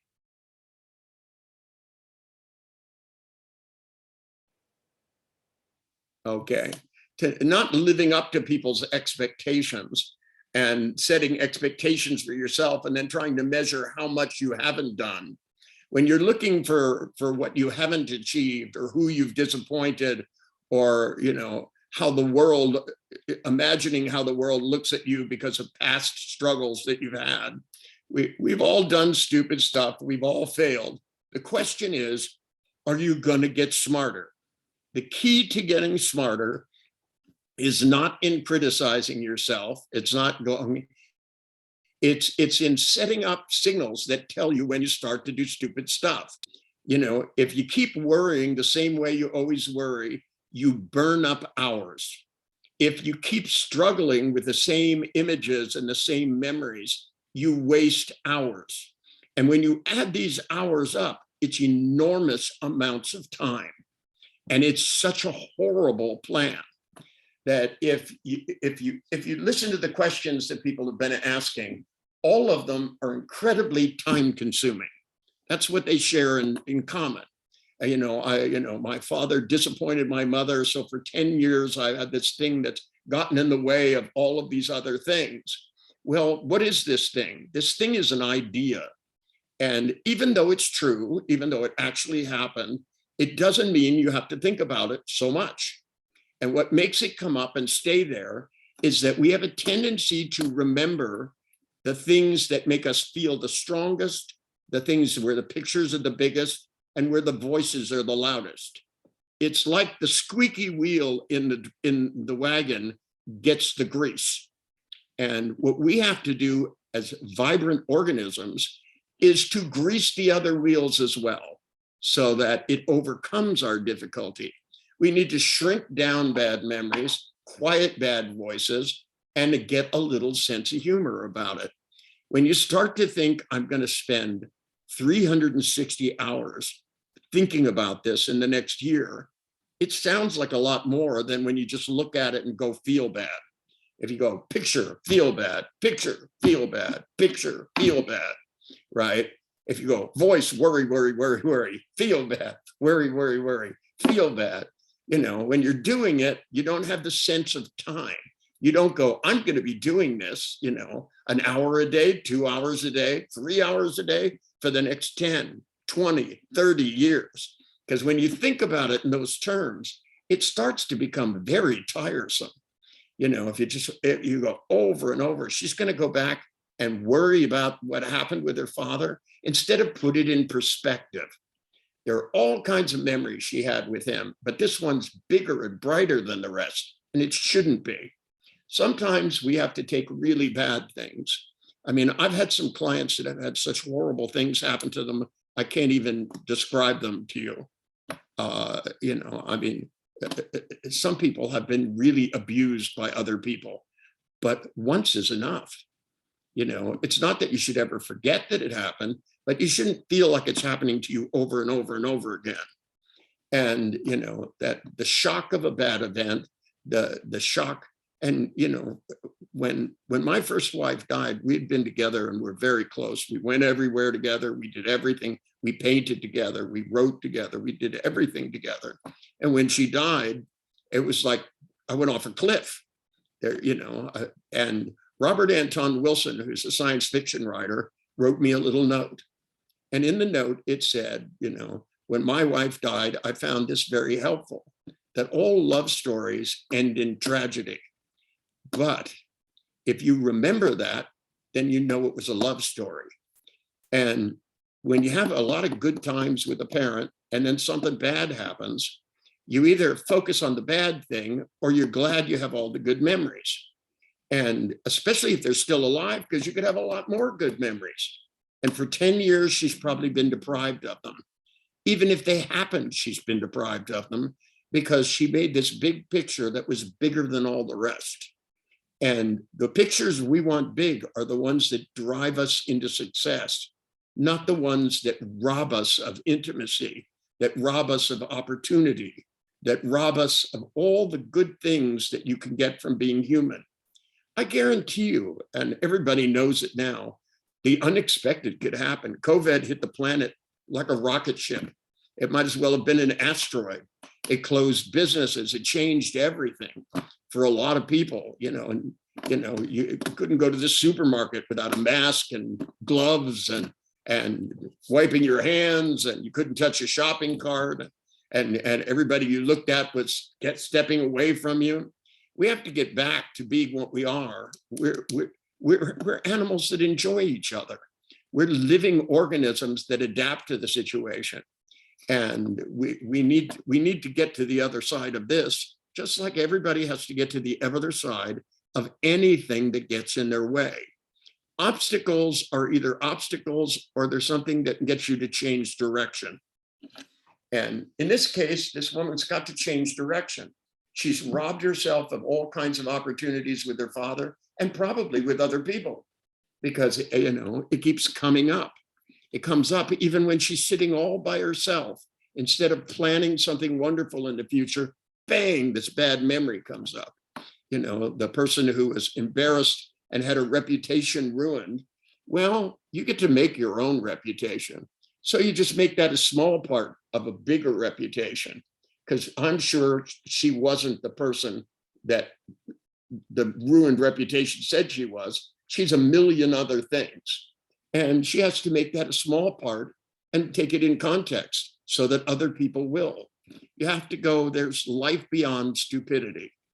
And once you say there's life beyond stupidity, then you start smiling. It all starts with the magic of smiling. On the motor cortex in the brain, almost a third of it is devoted to your lips, oddly enough. And when you smile, it triggers things. Like when you smile, it releases serotonin, cools the brain down almost a degree, which makes it possible for us to have oxytocin. That's a neurotransmitter that allows us to pattern and make sense out of the world.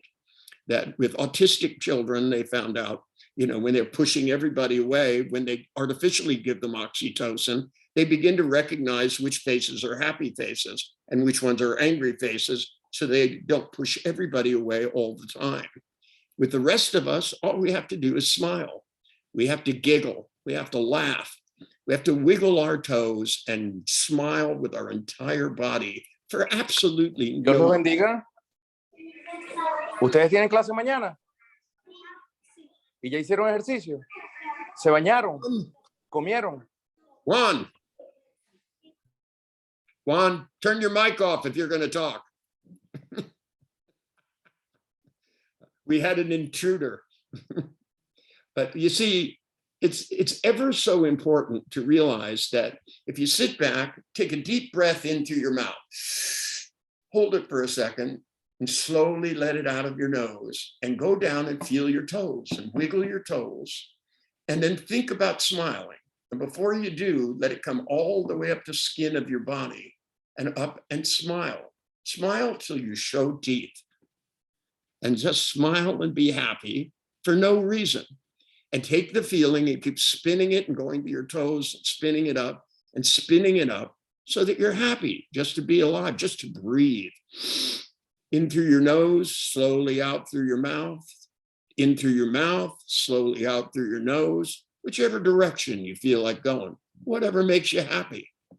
And feel your ears, and feel your eyeballs, and feel the points under your eyes and the corners of your lips coming up, and realize you've got millions and billions of cortical pathways, and you can run any way you want. You can be happy for absolutely no reason. And then you feel happy, then close your eyes and imagine yourself being happier and more successful. Because once you feel good, you'll make better decisions about where you want to go. And then you could reverse engineer how to get there. You can kind of go backwards and go, well, if I want to be this happy person, where would I start? Okay, and then you kind of go back forward and backwards and then reverse engineer it a little bit. Use your imagination and the whole time feel good while you're doing it. We don't make good decisions when we feel bad.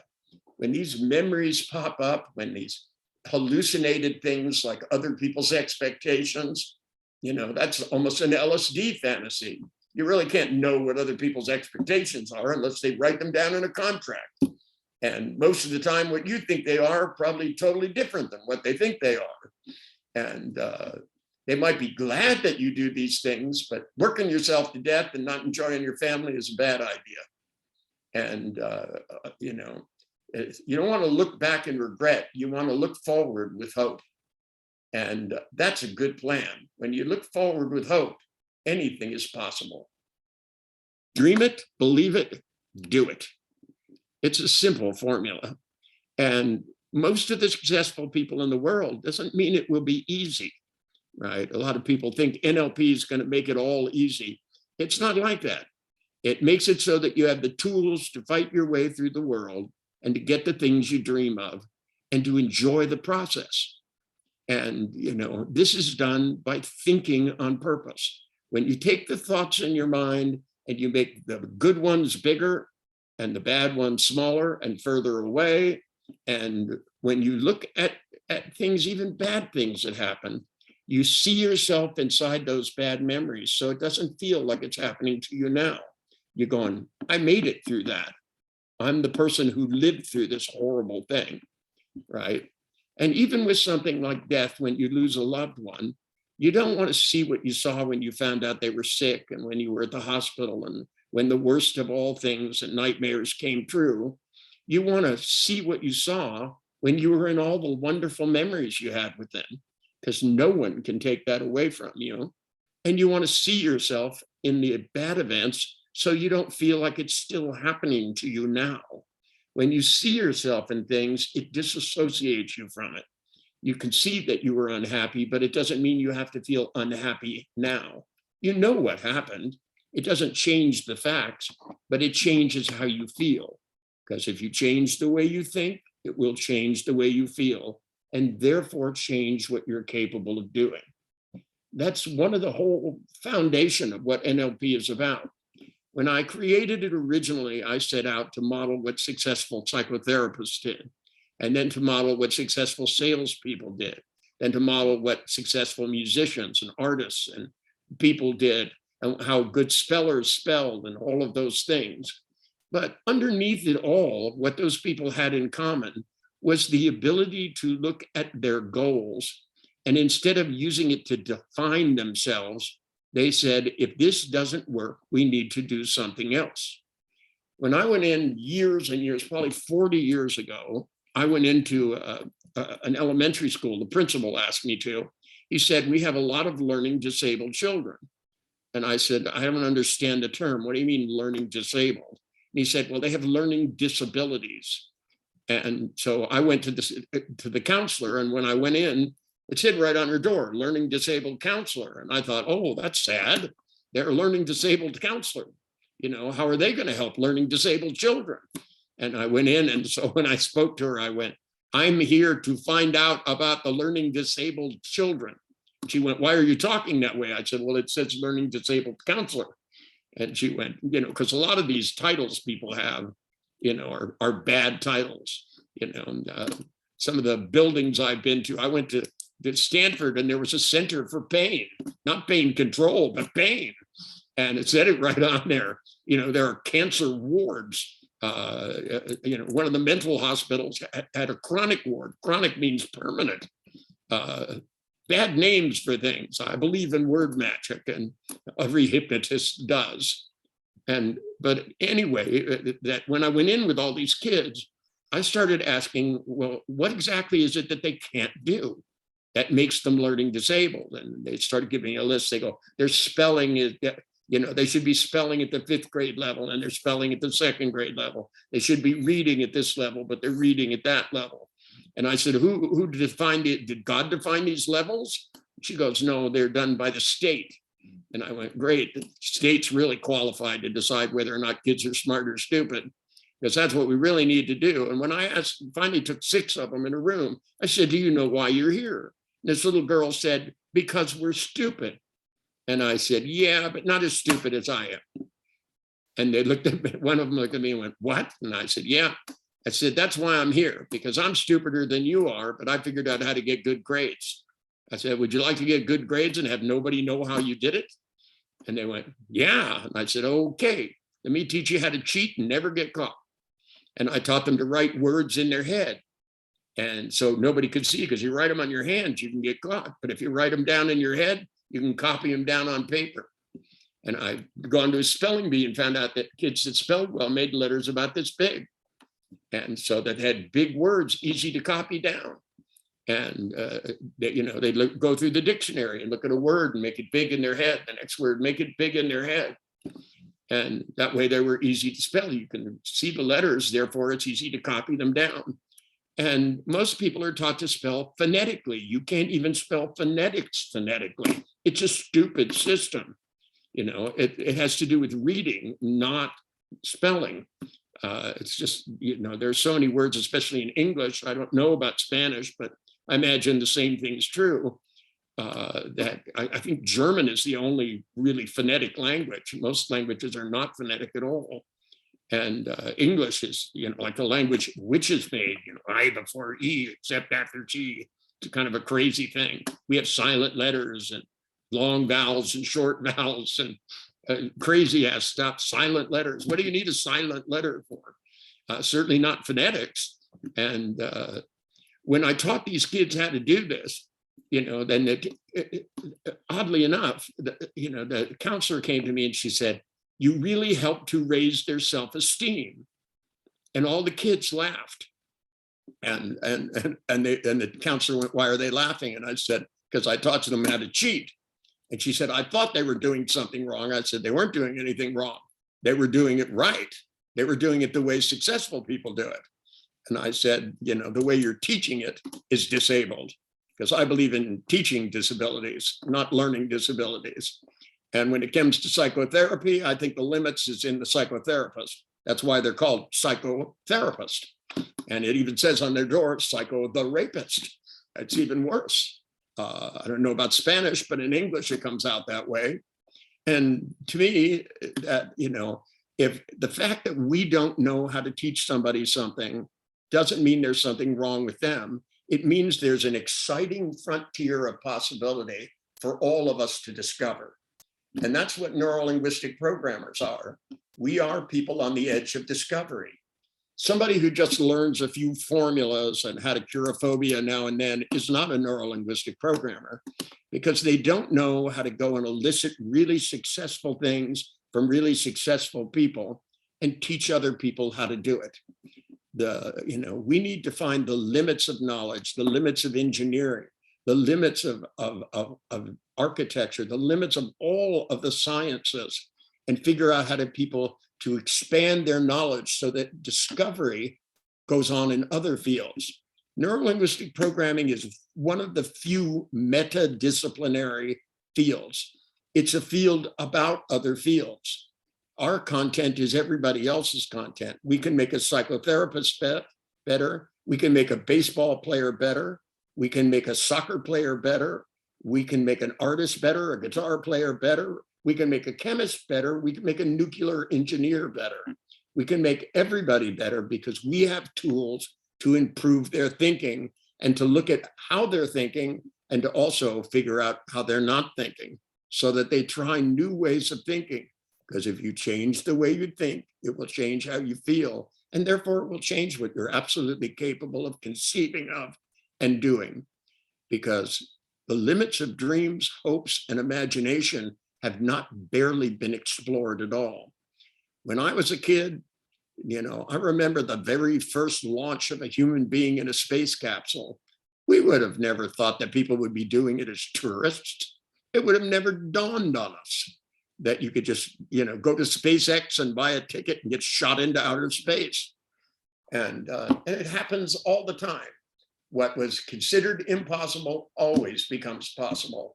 So my policy is let's get on with it and do it as quickly as we can, because The future is coming, and you're either going to embrace it and enjoy it, or you're going to be looking at old pictures. And, you know, what do we do if somebody came into our house and painted a horrible fucking picture on the wall, and every time we looked at it, we wanted to vomit? Would we leave it there? No, but yet we leave them in our head. That's just crazy. Which I think brings us to the end.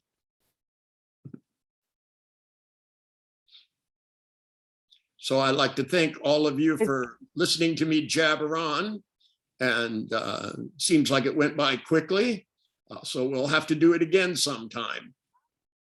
I noticed while we've been talking, people have been coming. Por supuesto que Sí, sí. señor. Por supuesto que sí, de verdad que para MAGA es siempre un gusto Así es. tener a los grandes exponentes y definitivamente ahora al genio creador de la programación neurolingüística. A veces pasa que muchas personas no saben que las escuelas avaladas por el doctor Richard Bandler tienen la última tecnología del mundo, hecha y definitivamente realizada por la mente creativa, por el genio de la programación neurolingüística.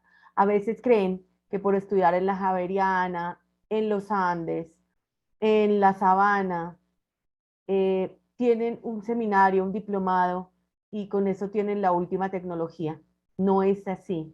Son las escuelas que tienen el aval del doctor No, Richard it's not. Bandler. The people are either licensed trainers, licensed master trainers, licensed practitioners, licensed master practitioners. We have licensed coaches, and if that phrase license isn't in the beginning, then they probably weren't trained by one of my people or weren't trained by me. So technically, to begin with, if they're willing to steal from me, then they're probably more than willing to steal from you. And the fact that somebody has a printer can make themselves a certificate or make somebody else a certificate doesn't make the training good.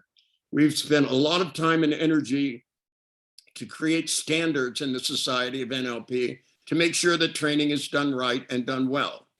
And so there are certain people that I've authorized to do it.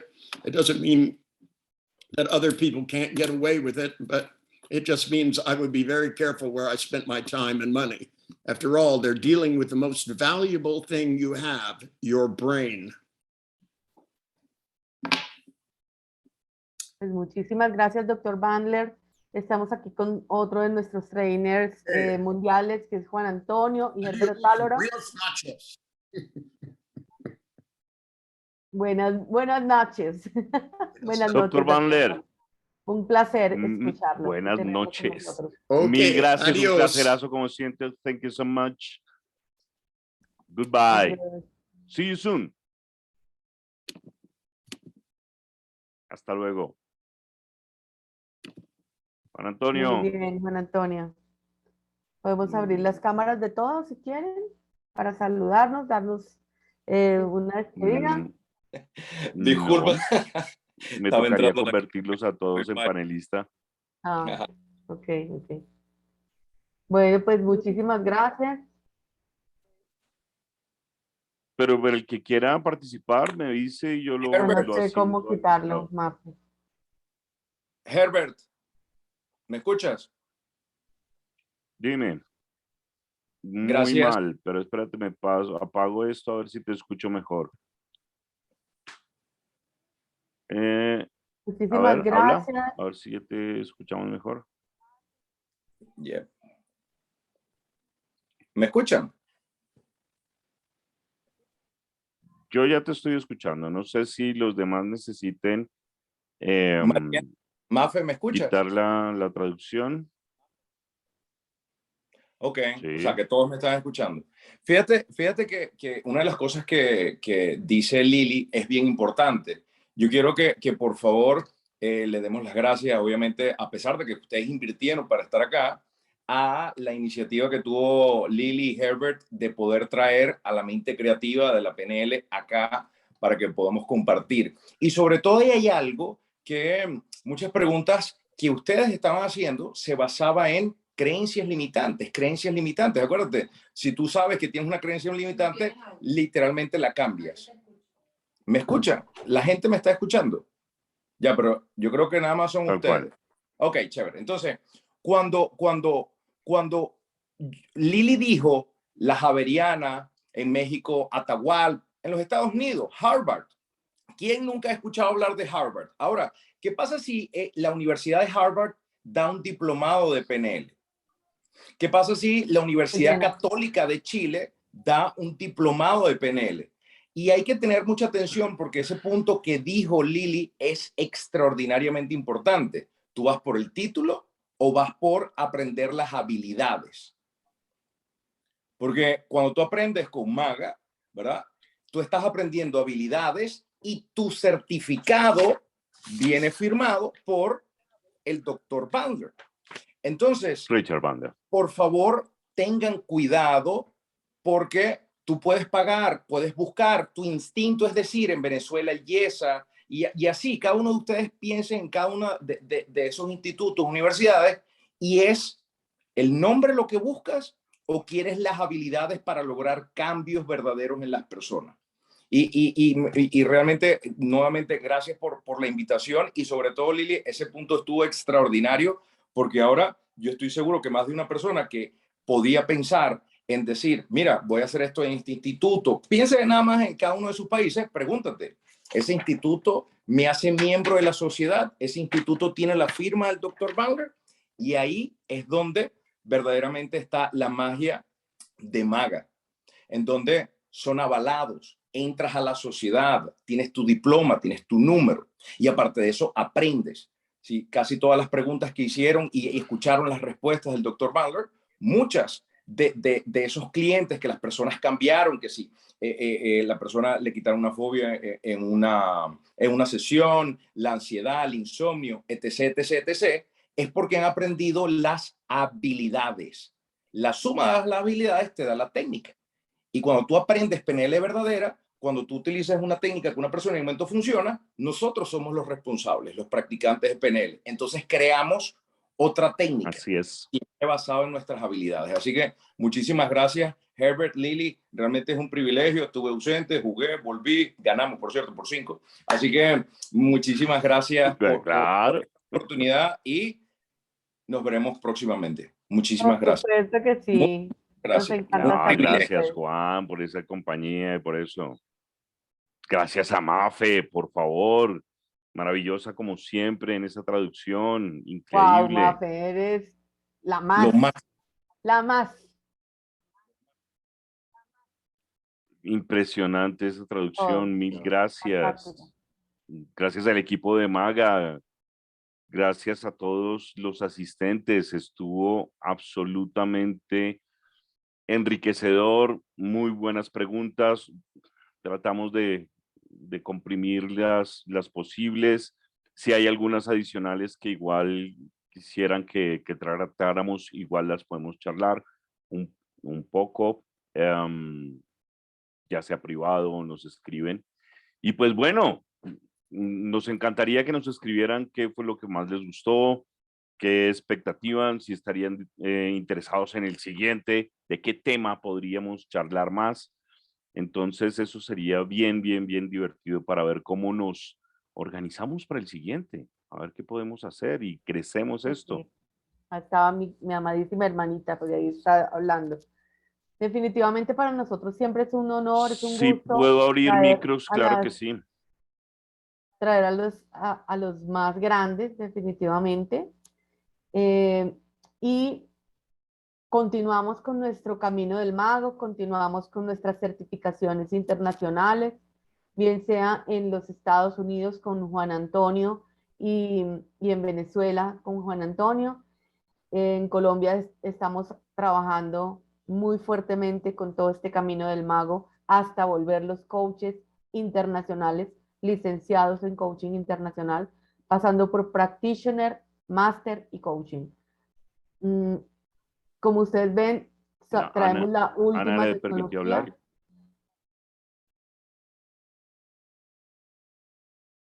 Hola, Y Herbert, bueno, Lili, hola Anita. ¿me escuchan? ¿sí? Bueno, no, Sí, perfectamente. súper contenta de escuchar a Richard, de ver a los maestros que han sido Herbert, Lily, Juan, Juan que también te entrena Antonio, siempre sí, o en sea, norte. maravilloso, maravilloso, y definitivamente seguir reafirmando pues el camino que nos han dado todos.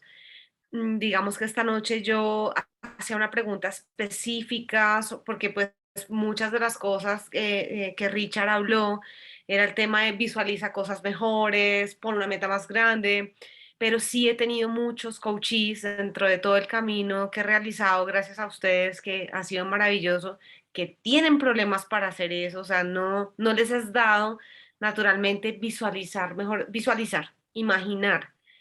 Y en eso es lo que yo tenía como preguntas, ¿cómo podemos ayudar a estas personas que no pueden imaginar tan fácilmente ese futuro, esas metas, ese propósito? Eso me parece extraño. Cuando tú dices que no pueden visualizar, ¿qué es lo que dicen que no pueden hacer?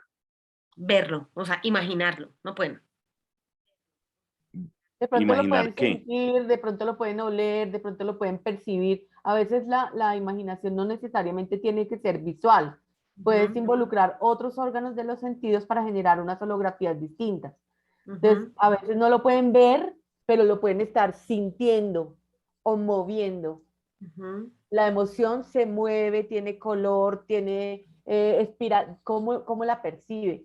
Porque no es solamente la visualización eh, visual, sino Sí, yo creo que es generar que, la holografía. yo creo que es que alguno de ellos o varios de ellos asocian este tema de visualizar, no importa el sentido que sea, ¿sí? El olfato, con algo New Age, algo de la nueva era, entonces que no les suena tan científico.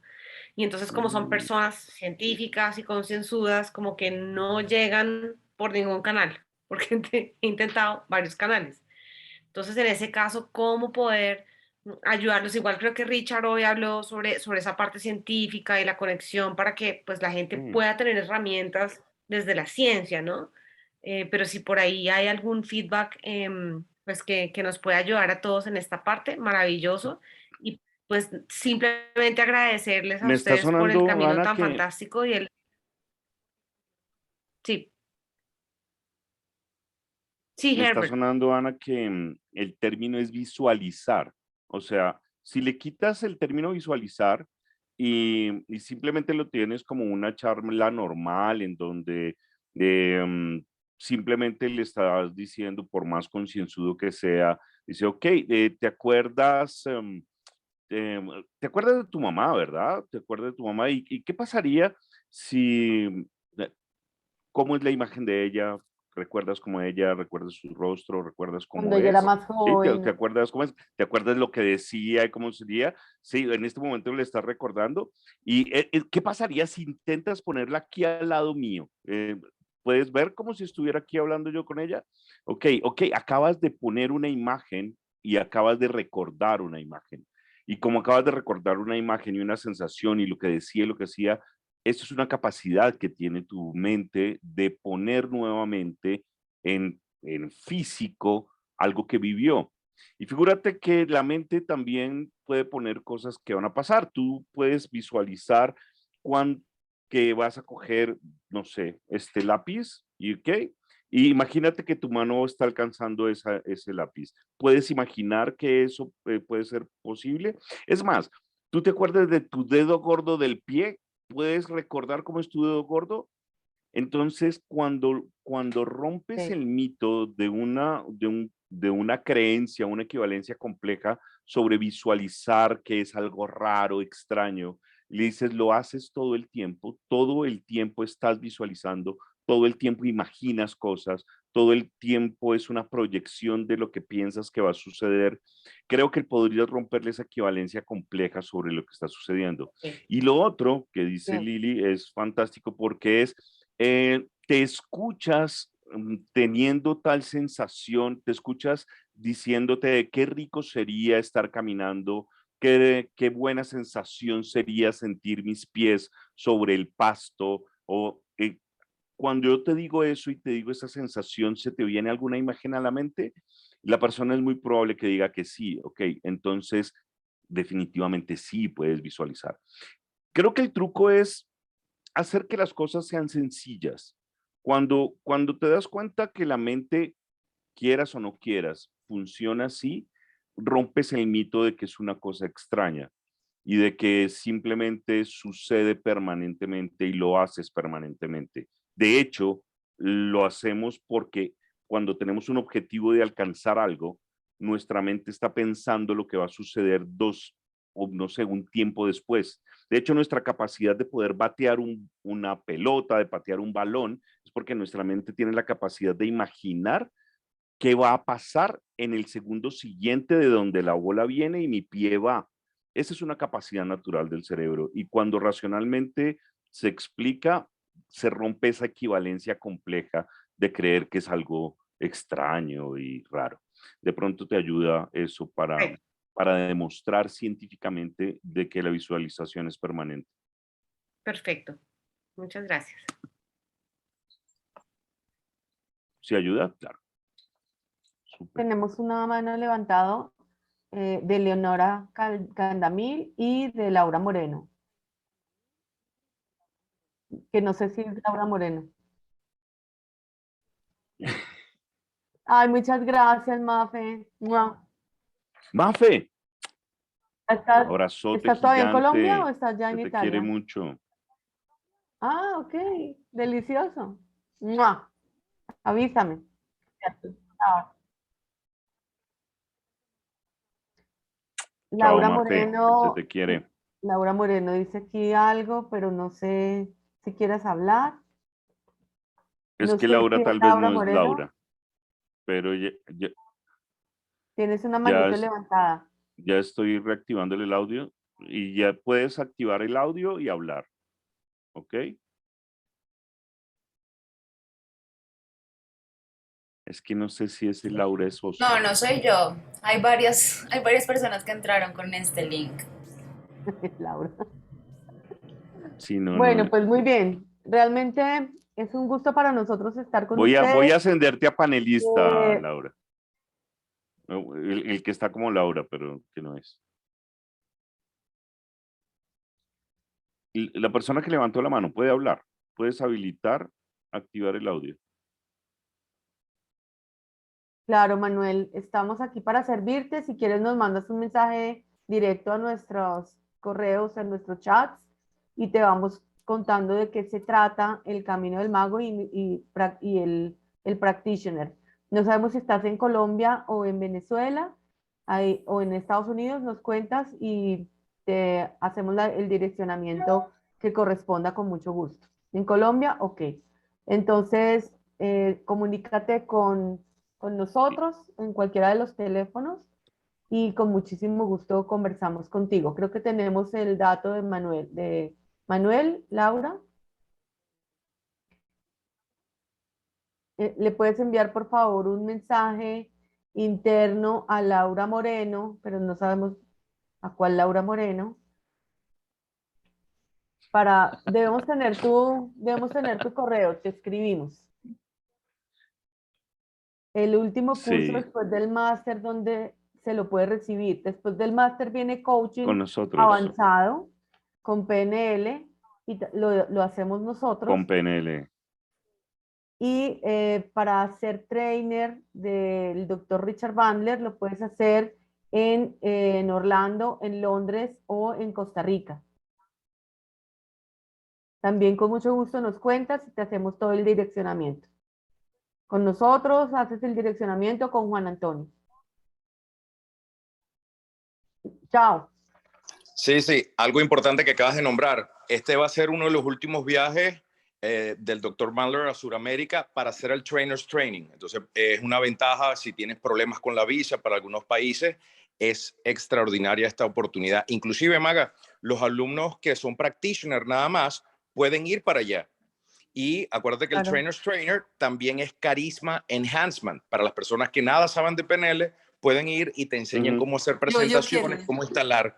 De tal manera que cuando hagas después el Master Practitioner contigo, entonces les llega 2 diplomas. Les llega el Master Practitioner y les llega el License Provisional Training, porque ya hizo el Trainer's Training en Costa Rica. Es una oportunidad extraordinaria. Se me había olvidado que Kathleen me dijo que lo recordara. Es un dato importante porque tal vez personas dicen, es que yo nada más soy practitioner. No, vas para allá, haces el Charisma Enhancement, que es el mismo, y luego cuando estudien contigo el Master Practitioner, MAGA le va a dar 2 diplomas, Licensed Provisional Trade y el Master Practitioner, ¿ok?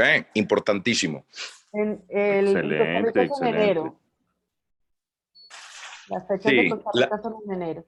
Y en Orlando en marzo. En Orlando en marzo. Ok, ahora sí, Ahora me sí, despido. bye. Tenía eso pendiente, así que espero que tengan una feliz noche y Igualmente. es importantísimo lo más inteligente que nos volvemos todos cuando Igual, Juan. empezamos a Muchas utilizar gracias. esto. Nos vemos pronto. Muy bien. Bueno, muchísimas Leonora gracias a ya todos. tiene habilitado el... Sí, buenas noches, Helber, Lili. Leonora ya tiene Lili, habilitado ¿cómo estás? el micrófono. Bien, ¿sí me escuchan?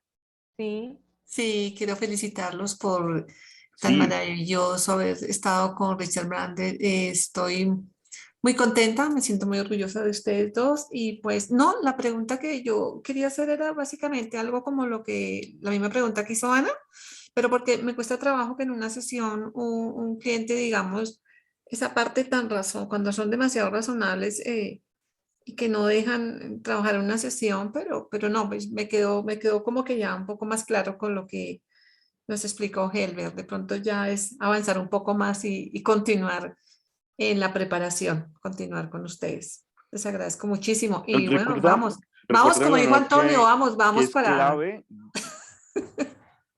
Dígame. Claro, nos vamos a The Training. Leonora, es bien importante que hagan el proceso ya de trance. Y cuando hacen el proceso de trance ya hipnótico, recuerden que como los concienzudos o las personas que son demasiado racionales ponen demasiado diálogo interno, uses una técnica adicional para que usen el diálogo interno con algún propósito. Los pones a repetir alguna frase, la que usa mucho Richard es repetirse, ¿ok? Para que el uso del diálogo interno permita que tu proceso de trance quede mucho más profundo, ¿de acuerdo? Porque definitivamente los cambios profundos se hacen es con hipnosis. Recuerda lo que dijo Richard en este momento, que es esta capacidad que tenemos en la programación neurolingüística de utilizar la hipnosis y el trance para los cambios profundos. Cuando logras que la relajación y practiques más y más trance profundo y le permitas a las personas relajarse y encontrar una mejor paz consigo mismo y detener ese diálogo interno, ese látigo que pueden tener excesivamente algunas personas, ahí ya puedes conectarlos con cosas más alegres, más chéveres, más divertidas y ese diálogo interno baje y se reduzca y vuelva otra vez a conectarse con buenas sensaciones. Entonces, cuando les enseñas a relajarse, cuando les enseñas a estar más tranquilos, cuando los conectas con otras emociones y disminuyes el diálogo interno, ahí estarán en una mejor disposición de empezar a generar cambios. Y cuando ya logres un trance profundo y generes esa reprogramación, te lo van a agradecer maravillosamente. De hecho, un gran amigo nuestro que se convirtió ya en máster, era muy concienzudo y da declaración de todo el proceso que ha vivido con nosotros. Y de hecho, la primera programación que él me pidió fue para ser mejor jugando fútbol.